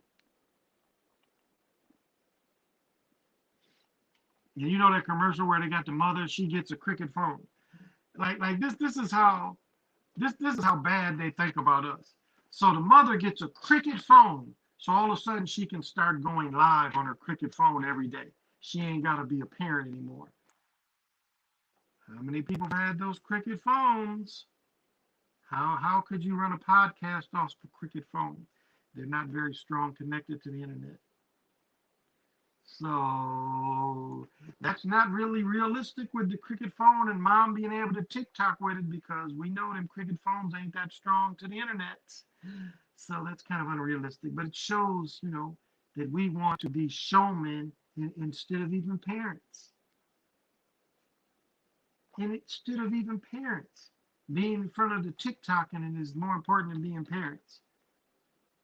But yet it showed the daughter tied to the phone too. The daughter's like, Mom.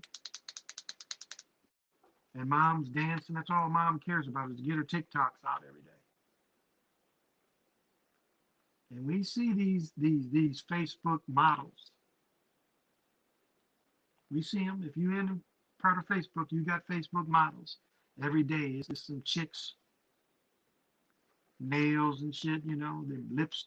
They're like I didn't know that many people have the perfect makeup every day at 1 o'clock. That so many people have perfect makeup at 1 o'clock. And watch the algorithm of Facebook.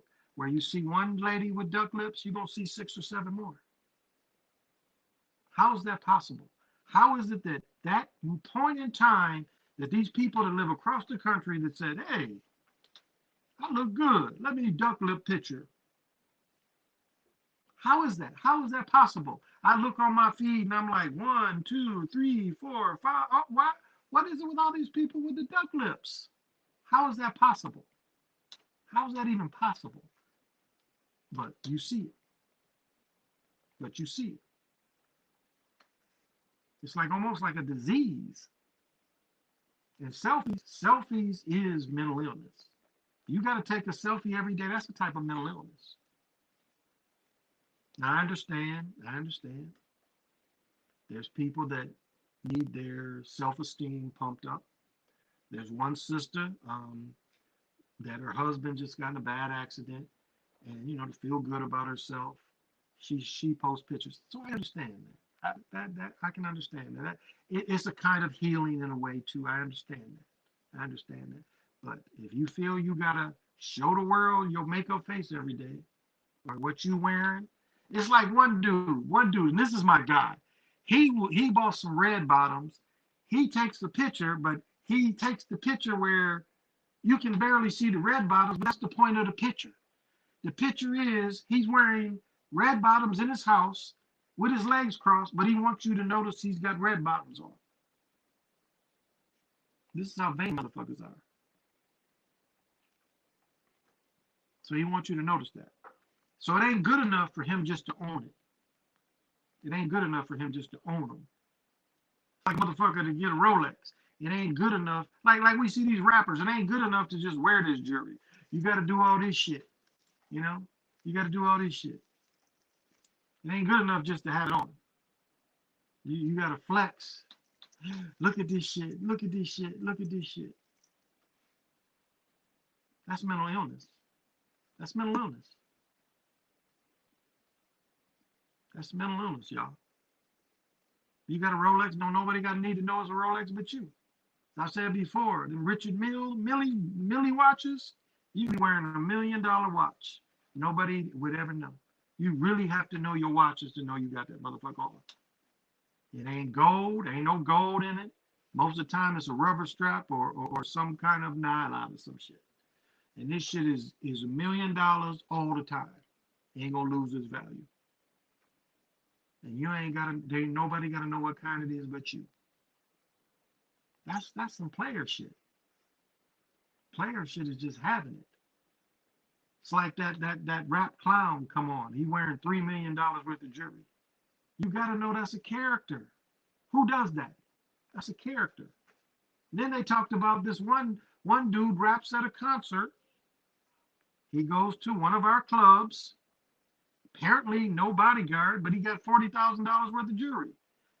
If you got $40,000 worth of jewelry and you're around our people, and our people see you a mark, there's a good chance they'll take it. What do they call it? That's a come up. And they see you a mark.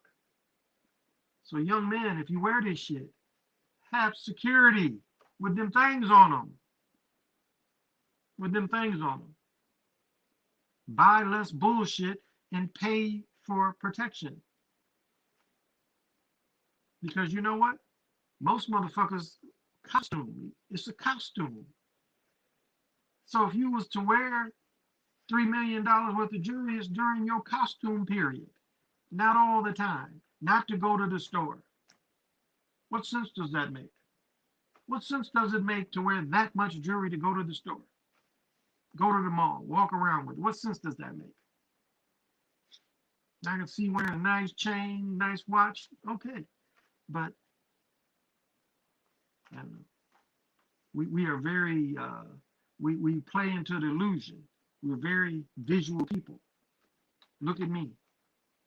Look at me. You know what you see. You see a bad brother. But you got to have accessories. Accessorize. My point is just be practical with your shit. Know what your shit is worth. You only got to know what it's worth. Everybody else ain't got to know. Flaunting. Flexing. Why? Why? Why? If you go in the jewelry store and you buy it, it means something to you. You didn't buy it so everybody can see it and say, hey, look what I got. I'm going to tell you what I saw in real life. I remember my uncle had a presidential Rolex, and it got so much attention, and he was noticing that shit. I just kind of watched it. And I was like, But I could tell it made him uncomfortable. And again, we just had a reunion, but everybody looking at him, looking at his wrist. And I could tell it made him uncomfortable because he wasn't the kind of cat that he liked nice shit. But I watched him, and I just watched the way he was seeing other people respond and looking at his watch. And it made him uncomfortable. It really did. And he never wore that shit again around the people. Never wore it again. And I know the motherfucker still got it. I wish he'd left it to me when he passed. He told me he sold it.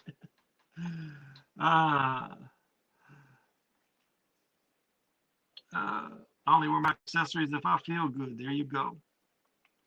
There you go. That's how you got to be. It's like, I don't know. It's consider that, consider that and teach young people that. You only got to know how much it's worth. It ain't the world. It's like the thing they used to say about when people work for General Motors where I grew up. You see a car worth more than the goddamn house. Now, in what world does that make any sense? You got this car, and this car is worth more than the house you live in. How does that make sense? It doesn't make any sense, y'all. So that's some shit to think about.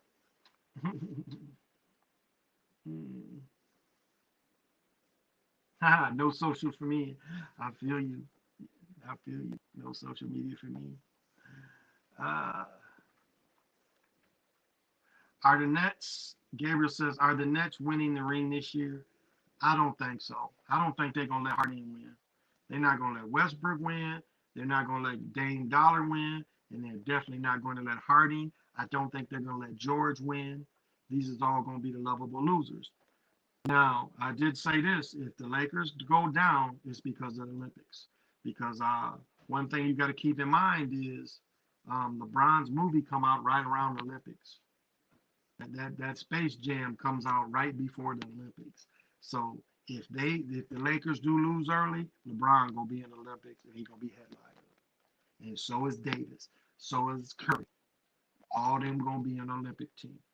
So they're going to trade the NBA stage for the world stage, like the Dream Team. And granted, LeBron done won, 2 other gold medals and a bronze when they lost it to the Spanish. That was all. The Olympic Games is rigged too. You just got to watch the 1972 Olympics, the first time another country won it. Then they had to cheat, and you can see them cheating. The game is over, and somebody comes out the stand and says they had 4 seconds. Who listens to that? It's like me going to one of my son's games and like, hey, put 4 seconds back on it. No. Motherfucker, not a timekeeper, not anything.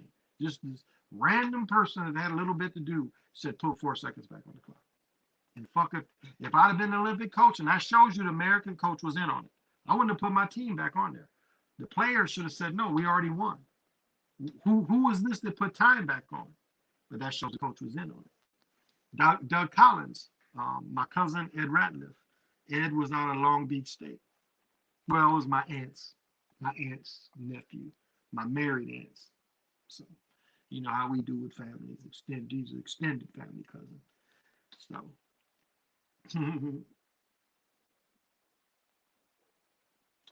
yeah, what was it? There was a couple shots today that it was like, damn. Damn, it's just ridiculous. But again, like I was talking about with Utah is getting 50 points a game off threes, an average of 72 games, and they're getting at least 10 to 15 free throws, which is the Karl Malone. So you see why they end up number 1. You see the agenda, but they're not going to let Utah win. The last time Utah won a championship was with the Utah Stars of the NBA. They ain't going to let Utah win. I would be highly blown away if they did, but I don't see it. I don't see it. Conley had a couple manipulated for sure. Yeah, he did. Trying to think. There's a bunch of shots. So like the one I made the video of Spider Mitchell. You know, Spider Mitchell, what, 6'3"? And you see how many times they put him on the line. But he went through that same like Luka. Remember when Spider Mitchell was a rookie and they was letting him take over games, giving him all the calls. That was Karl Malone's whole career. Karl Malone, the second all-time leading scorer because of that very same thing. Regular season games, he was getting 10 to 15 free throws. Karl Malone wasn't that great a player. John Stockton, definitely overrated. Anybody could have. If they would have put me in the camp with John Stockton at the same age, I would have destroyed him. Destroyed him. I didn't get the chance. But I would have destroyed Stockton. There's no way they could have looked at him and said he was better than me. No way. Not when because we were about the same age. I'd have destroyed him. I had a 47-inch vertical. I played D. I was going to give you 10 rebounds as a guard. Get the fuck out of here. I would have destroyed him. Escalades came out how people lived in the projects but had enough money to buy that, trying to be hood rich or ghetto fabulous. James Harden be at the line a lot too. Yeah, James Harden does too. But my brother bought one of the original Escalades. And when people didn't really get it, And what hurt the early Escalades was they didn't put the three, they didn't put the third row in the back. But I remember my brother was one of the first. He had what year was that? When Nelly's Country Down Down Baby. Yeah, when that came out, my brother was pimping back then. My brother was pimping. He worked for a good company, and they was making that long bread. That long bread. But the checks be in the thousands every week, back in the day. Karl Malone used to have that ritual at the free throw line where he would mumble to himself. Yeah. But they put his ass on the line a lot. A lot. But they ain't gonna let them win. I don't know what it is. It's like the Lions will never win, the Cardinals will never win, the Titans will never win. There's teams that just ain't gonna never let them win. Look at the Super Bowls. It's basically the same teams. Even look at the NBA Finals. When is the last time an odd team won in the finals? Think about it. An odd team. I think that the most odd team would have been Houston. In 2 years, Mike didn't play. But have they been back since? They ain't been back since. They keep the same team. Just look at the finals, the history of the finals since 1970. You see a pattern there. You see a pattern. So I'm still saying Sixers. I'm still staying Sixers, Lakers. Toronto was odd. There you go, Toronto. Yep. But that goes into, we talked about that last week.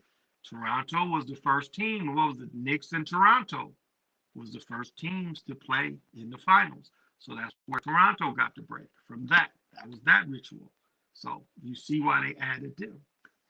That was a heed to them playing in the very first game of the NBA because leagues merged. It was 3 leagues that merged that made the NBA. And they kept out the Eastern League, which was the older league that Isaiah Thomas destroyed. For some reason, they didn't allow the Eastern League in, which was a stronger league. And I think the Eastern League didn't need them at the time. It was just like if you look at Jalen Rose daddy, Jimmy Walker, the NIT was the tournament. Jimmy Walker turned out the NIT. That's why he was the number one. Matter of fact, in '67, he might have been the top pick by the Pistons. Jalen Rose daddy, Jimmy Walker. He turned out the NIT. It wasn't NCAA. That shit wasn't popular until the 70s. The UCLA in the 70s. Well, what made them popular is the game in '68 with Elvin Hayes and Kareem, who was Lou Alcindor at the time. That's what really made the NCAA more popular. That's why they let the college dynasty. John Witten won 11 titles. See how people love dynasties? It took them 11 titles to make the NCAA popular. And really, the NCAA didn't. Magic and Bird is the reason why it is today. Was Magic and Bird. So, well, this has been the Chocolate Mountain Show. Trying to see how this setup works. Trying to see if I can put my mono to this and see what it does. So this has been the Chocolate Mountain Show. I am your host. Wind is timeless, and as everyone knows, that looks like one of my shirts. No, it's my Supreme. Supreme. Okay. Supreme with a lot of holes in it. What? Where? And them shorts are from my high school. Them shorts are probably like 200 years old. I probably wore them shorts when I was in 10th grade in the 70s.